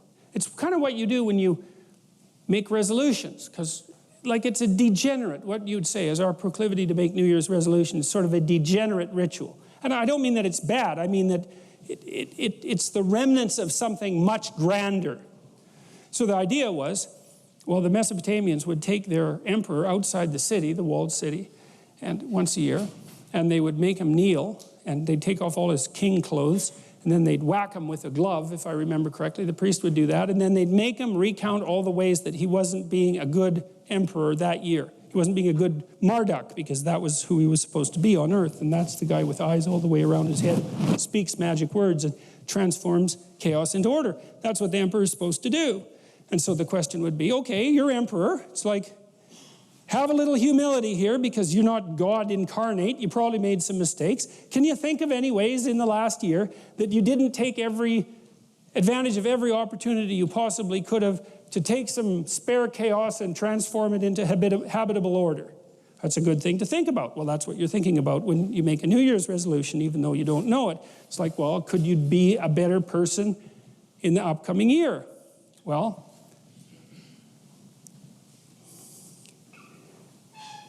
you can imagine the flood, and then you can set yourself straight, and then you can prepare for it. And that means maybe you can stave it off, but it also means that maybe even if you don't stave it off, you could ride it out. And that's actually the story of Noah. Because what happens with Noah is that he can see that things are not good, and that there's a flood coming. And God is maybe letting him know. And it says in the story that Noah walked with God. Remember, and that's what Adam did before he got all self-conscious about the whole thing. He walked with God. We'll talk about that more next time. But what that would mean maybe is because Noah was straight, and he put himself together, and his familial relationships were good, because it also says that his antennae were working. And he could see a little farther into the future than someone whose vision was completely obscured by fog and chaos. And he could tell that things were not going to go well. And so he prepared for it. And because he prepared for it, well, then things actually went pretty well for Noah, even though the flood came. And so that's an interesting thing, because that's an indeterminate issue in human existence. How big a hurricane would it take to wipe out New Orleans if everyone was prepared? Well, you're not going to wipe out the Dutch. I mean, that's going to be a tough one, man. You're going to have to conjure up a pretty damn big storm to take out their dikes. Well, how thoroughly defended could New Orleans be if nobody in the municipal and state governments was corrupt?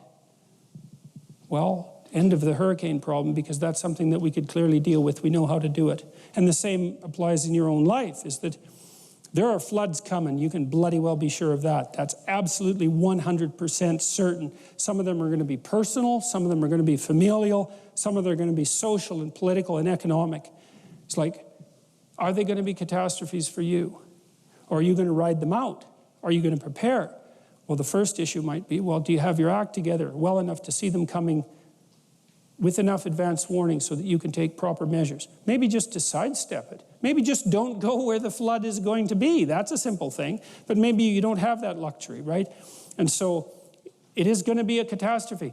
Maybe someone in your family is going to get really, really sick, right? And maybe there's just a tiny pathway through that everything doesn't fall apart.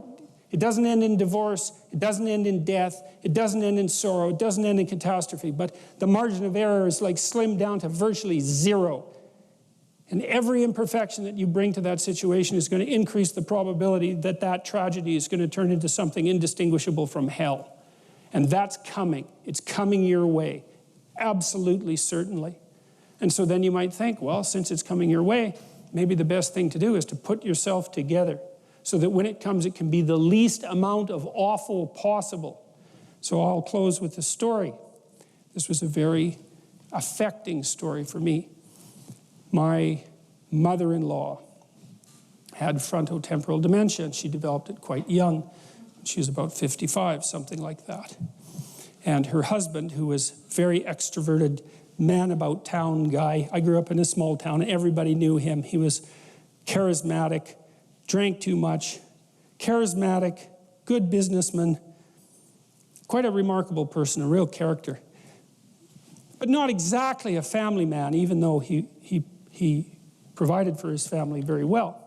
But when his wife got sick, he really took care of her, man. It was something to see, because that's no joke, dealing with someone who has Alzheimer's for all intents and purposes, because they get taken away from you piece by piece, and that is not pretty. And then it's also hard, right? Not only is it catastrophic, but it's hard. And Jesus, he just stepped into that like perfectly. And it was way less awful than it could have been. It was just a tragedy. It wasn't hell. And then I was there when she died, and my wife's family are actually pretty good at dealing with death, as it turns out. My wife's sister is a palliative care nurse, and you have to be a pretty tough cookie to be a palliative care nurse, but you can do it, which is pretty interesting, because that means that you can go make relationships with people at the last stages of their life that are genuine relationships, and people just die on you nonstop. And yet, you know, she's a competent, alive, alert, fun person. It's like 2 thumbs up for her, man. That's someone you can rely on in a tragedy. And her other sister is a pharmacist, and my wife has volunteered in palliative care wards and is also very good at taking care of people who are genuinely not in good health. And so we were there when my mother-in-law died, and of course, you can imagine, here's a deathbed situation for you. Your mother-in-law is dying and everyone's at each other's throats. It's like, you think that's uncommon, then your eyes aren't open, because it's plenty bloody common. And then it's not just a tragedy, it's hell. And like, maybe you can stand the tragedy, but you can't stand the hell. And in this situation, that isn't what happened, is everybody pulled together, and what happened was, well, she died. But what was so interesting was the family actually came together more tightly as a consequence. And so, although there was something taken away on the one hand, there was something gained on the other that wasn't trivial. And I'm not trying to be all optimistic and, you know, isn't the universe a wonderful place about all this? Like, someone died in an ugly way, and it was harsh. But God, it was a hell of a lot better than it could have been, and maybe it was good enough. That's the thing, you know, is that this is something that I constantly wonder, is that if people did what they could to speak the truth and pay attention, then maybe the tragedy that's part of life wouldn't have to deteriorate into the unbearable hell that doesn't have to be part of life. And maybe we could actually tolerate the tragedy, or maybe we could even rise above it, or maybe we could even mitigate it, you know, because we do that sort of thing all the time. And so it's always an open question. And the Iliad had put it very well. Are the floods the consequence of the fact that things fall apart? Or are the floods a consequence of the fact that people make mistakes that they know they shouldn't make and make anyways? They sin, right? And that's to miss the mark, right? Because that's an archery term, to sin. And that means maybe they don't even specify the damn target, which is really, you're not going to hit it unless you specify it. Or having specified it, they just say, oh, to hell with it. It's not that important. It's like, you got to be careful when you say something like, to hell with it. It's not that important. Because one of the things that might happen to you, if you say to hell with it, it's not that important, is that you might actually end up in hell for a pretty prolonged period of time, or maybe for the remainder of your miserable existence, because it's certainly the case that people do exist there, and I've seen them exist there, and once you're there, it's no simple matter to get the hell out. And so it might matter that the things that matter get addressed, It might matter that you do what you can to walk with God. Like I said, we'll talk more about that next time. And it might be that that is how you build an ark and are protected from the flood, even if the damn thing comes. And the thing is, it will. And this is a funny thing, too, that I've noticed about our education system and the way we teach students and their trigger warnings and all of that absolute rubbish. I think in most of my lectures, I'd have to have a trigger warning every 15 seconds. So, as I tell my students when they're young, it's like, look, don't fool yourself. You know, you're going to develop a serious illness, at least one, maybe 2 or 3, and one of them is likely to be chronic. And if it isn't you, it's going to be someone you love. It's going to be your husband, it's going to be your parent, it's going to be your kids. That's coming. And so is a lot of death and pain. And so, like, just exactly what sort of person are you going to be when that shows up? And that's the right question. It isn't, how are you going to be happy in your life? It's like, good luck with that. It's a stupid ambition anyways, as far as I'm concerned, because it's too shallow. You know, happiness, you're lucky. That comes and goes like the sun coming out from behind a cloud. If you're happy, man, more power to you. Enjoy it. Enjoy it. It's a gift from the cosmos to be happy. But a pursuit, no, the pursuit is, when the damn flood comes, you want to be the person who built the ark. And that's what the story of Noah is about.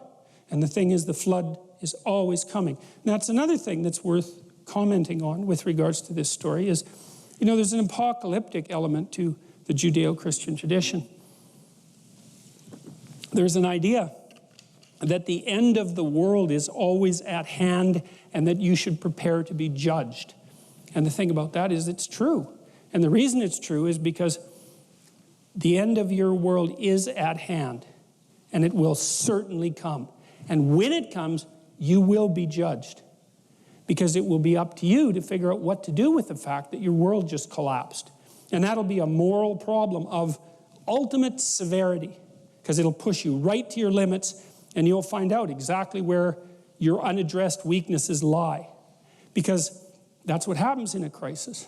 And so the reason that that's an archetypal reality, and it lurks underneath the entire Judeo-Christian structure, the apocalypse, the impending apocalypse, is because we always live in apocalyptic times, and your world is always, in small ways and large ways, coming to an end. And so what do? You prepare for it. You prepare for your world to come to an end. And then maybe when the end comes, you get another world. That'd be a good deal. So we're ready for this next week.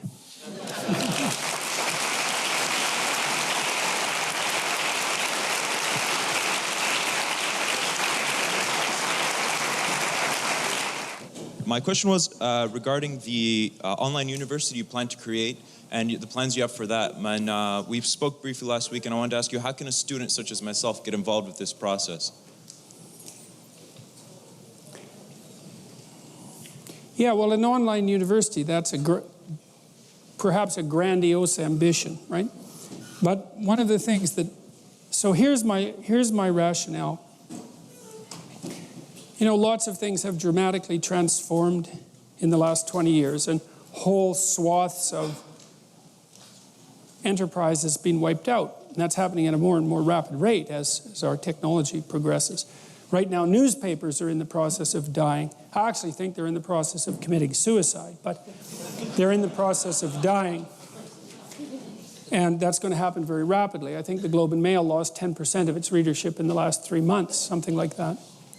And so what happens is that new technologies come along to supplant the old technologies.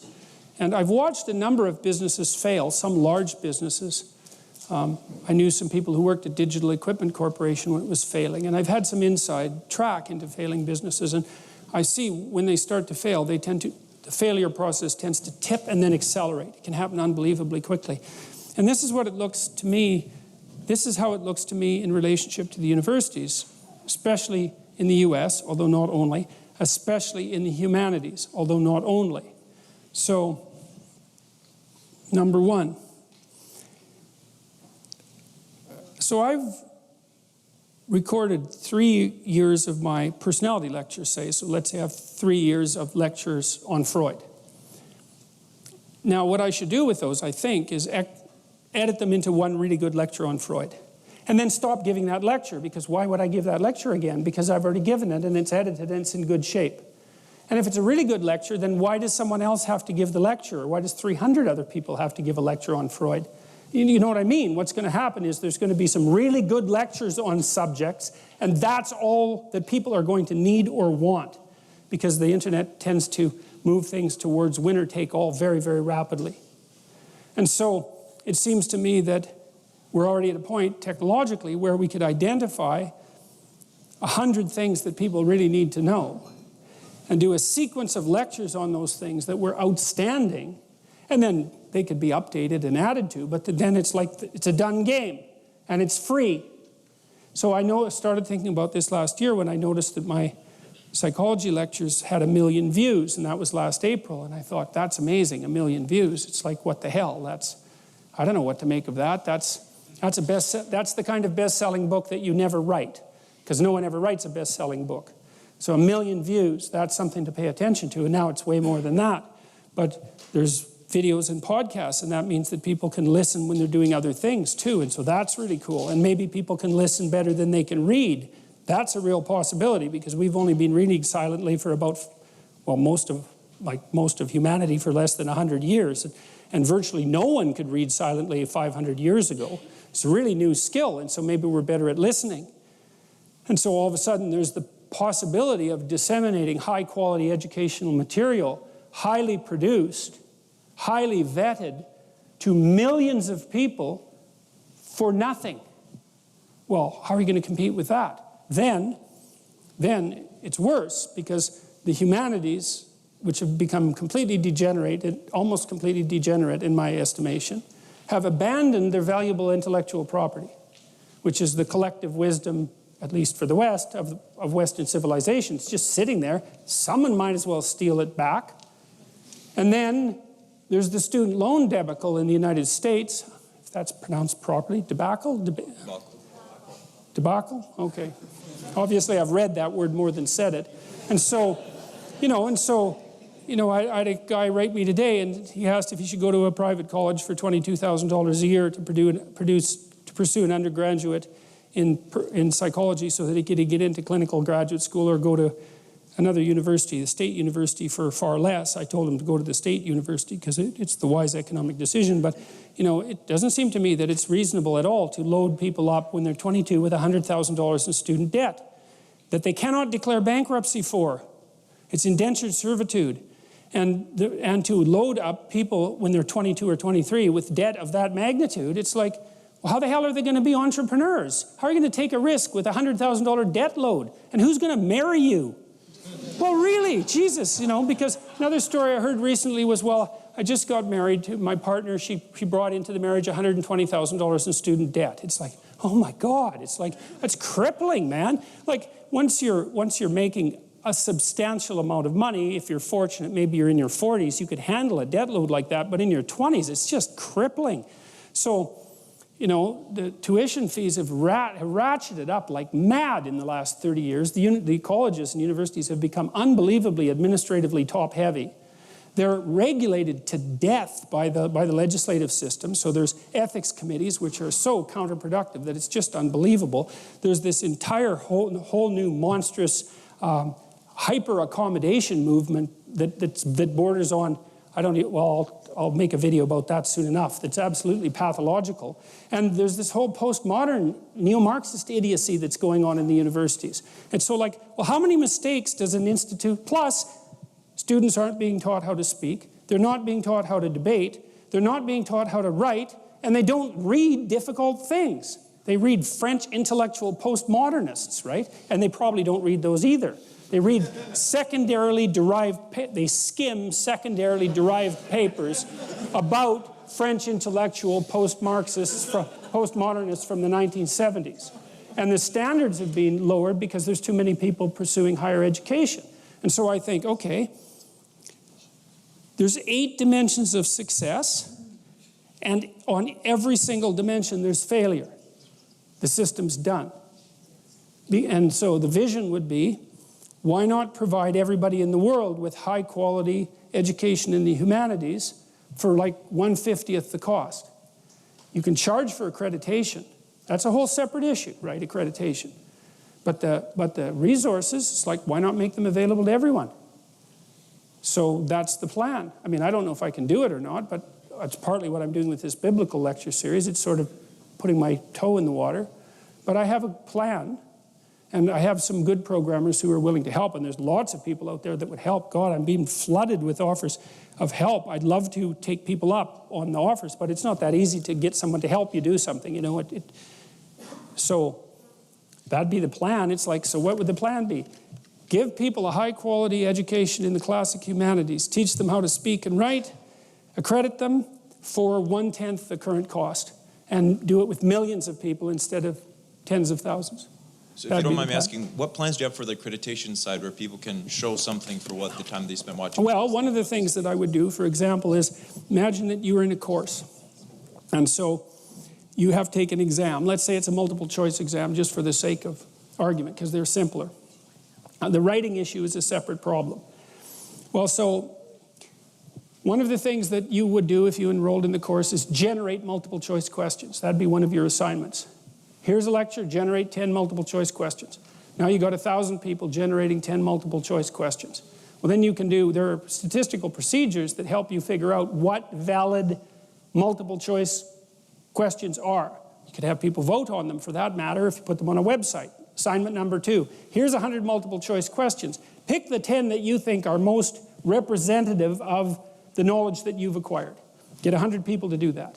So you get crowdsource the test construction. And then you could keep making the test better and better as well, because you could build that. I'd like to build a system so that it was self-improving with a minimum of administrative interference.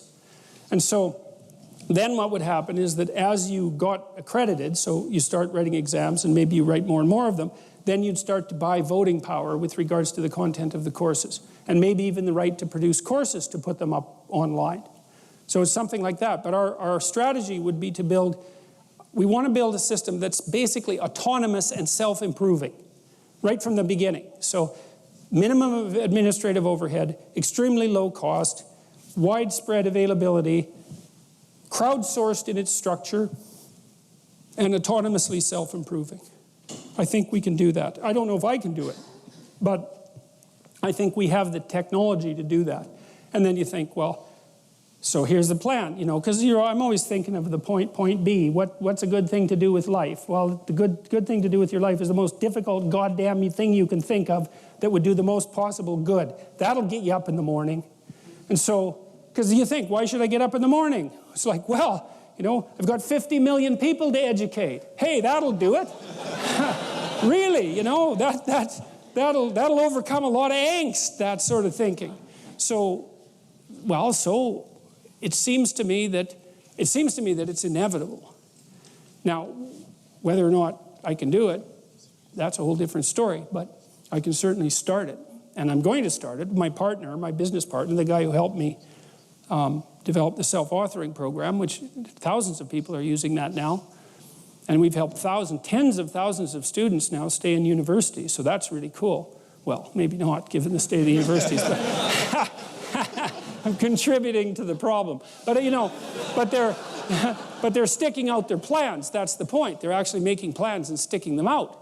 So I think that we can, and we know how to start small because the way to build a big system is to build a small system that works and then scale it. And so I've been talking with my partner. His name is Daniel Higgins. I have another partner, Bob Peel, who used to be my graduate supervisor at McGill, and we've been working on this sort of thing for about 25 years, and our goal has been right from the beginning to build low-cost, high-quality psychoeducational interventions and bring them to as wide a market as possible. So, and Daniel in particular has devoted most of his life to doing that. It's been about 20 years now. So well, that's a sketch of it. I'll outline more of it on the web at some point, but that's kind of what we've been deciding, what we've been planning to do. All right, thank you very much. Yep. Hello. When you were on the Rubin Report not too long ago, in that discussion, you mentioned how use of psilocybin straightens people out and can produce these transcendent experiences, which is jarring for a person who may have I should have never Christian, mentioned that on the Rubin report, yeah, obviously. Which, for someone who became a Christian as a result of their only time doing magic mushrooms, that's a jarring piece of information. I was just wondering if you could expand on what you find intriguing about religious experience and what we can know about the transcendent from them, if anything.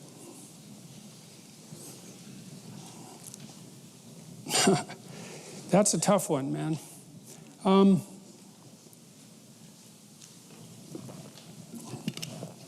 The relationship between entheogenic use, let's say, which is sometimes what those chemicals are described, and religious experience is unspecified, but it looks like it's profound. There was a man named Gordon Wesson who wrote a book, if I remember correctly, called Soma.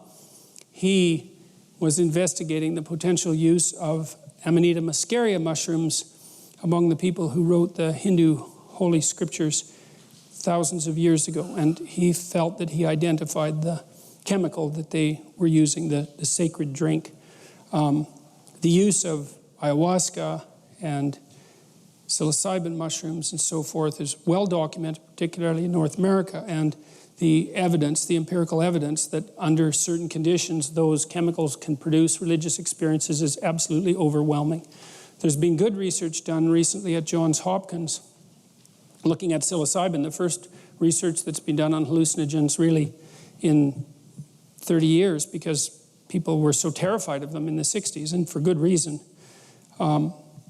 indicated that the people that they dosed with psilocybin, about 75% of them had a mystical experience, which they regarded as one of the 3 to 5 most important experiences of their life.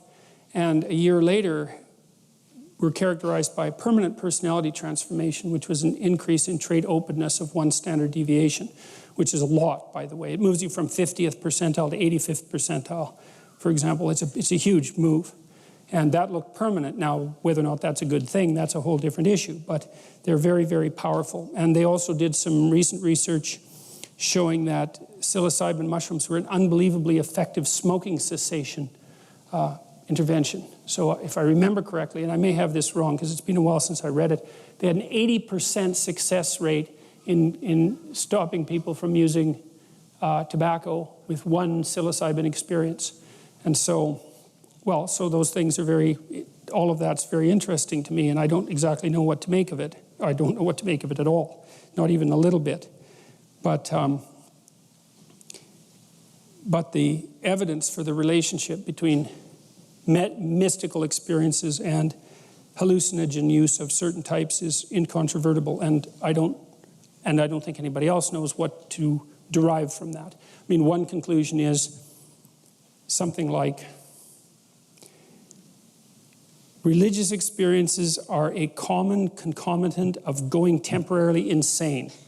And that it's not a bad hypothesis because you see, for example, in the prodroma of illnesses like schizophrenia, and sometimes manic depressive disorder too. On the manic end, you do see the emergence often of religious type delusions. It's not that common, but it's not uncommon. So it's definitely the case that if your brain function has been detrimentally affected, one of the consequences can be experiences that are subjectively experienced as indistinguishable from the religious. You also see the same thing in cases of epilepsy, especially in the prodroma. So if you have an epileptic condition, sometimes you know that you're going to have a seizure. You can feel it mounting, and often, or at least occasionally, those experiences are associated with an elevation of religious sensation, deepening meaning that increases in its depth and complexity until it's overwhelming, and that's what subjectively brings on the seizure. Now, God only knows how to disentangle causality in a circumstance like that. Dostoevsky had seizures like that, by the way. So the pessimistic viewpoint is religious phenomenology is a consequence of brain disorder. The positive side, more positive side, is no, religious experience is a category of experience that's within the realm of human possibility. And there are different modes of eliciting it. And we know that there are many modes of eliciting it. Fasting can elicit it. Dancing under some circumstances. Music can elicit it. Music elicits it regularly. I mean, basically, as far as I'm concerned, rock concerts are indistinguishable from religious rituals. They're rituals, not like they don't come with a dogmatic overlay, let's say, but the ritualistic structure is there. And maybe it's there just listening to music. What that means for the investigation of hallucinogens, I have no idea. And I would also certainly use the caution that Carl Jung developed when he was talking about hallucinogens, and he did that, I think, only a very brief number of times. And I think in relationship to Aldous Huxley's original work on mescaline experiences, he said, beware of wisdom that you didn't earn. And that's very, very smart. So I would say there's something to be learned about, there's a lot to be learned about hallucinogens. There may be something to be learned from them. But having said that, if you play with fire, you end up burnt, generally speaking. So all due caution is in effect. So one more. I know you're an Aldous Huxley fan, so I thought I'd ask you this question. After reading his book, Doors of Perception, in which he gives an account of his experience taking the psychedelic drug mescaline, he stated that in the final stages of egolessness, there is an obscene knowledge that all isn't all, that all is actually each. He then went on to say that this is as near, I take it, as a finite mind can ever get to perceiving everything that is happening in the universe. I was wondering if maybe you could explain what that means, because I've been trying to understand it for a month.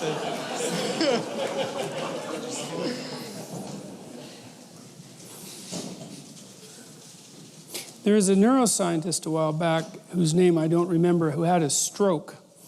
And she, being a neuroscientist, was analyzing the neurological consequences of the stroke as it occurred. If I remember correctly, the stroke either temporarily or more permanently took out the function of large portions of her left hemisphere. And she had exactly that experience. It was an experience of ego dissolution, something like that. The felt sense of identity shifting from that sort of narrow boundary, maybe that you would define by the boundary of your physical being, into something that was much broader and much. It gets hard to describe this without, degenerating into hippie poetry from 1967 very, very rapidly. But it's something like a sense of the underlying unity of consciousness. That might be one way of thinking about it. We don't know much about consciousness. In fact, I don't think we know anything about consciousness. And obviously, consciousness is something that we all share, but it's also something that we seem to also experience individually. But maybe our individual consciousnesses are something like the manifestations of something that's a more unified consciousness underneath. I mean, that's hardly an original idea. But it does seem to be the case that under some circumstances, there are neurological transformations that make that link more apparent, assuming that the link exists. Now, you could say, well, no, they're just producing a delusion. But the funny thing about, delusions is that you got to think, well, how do you know something's a delusion?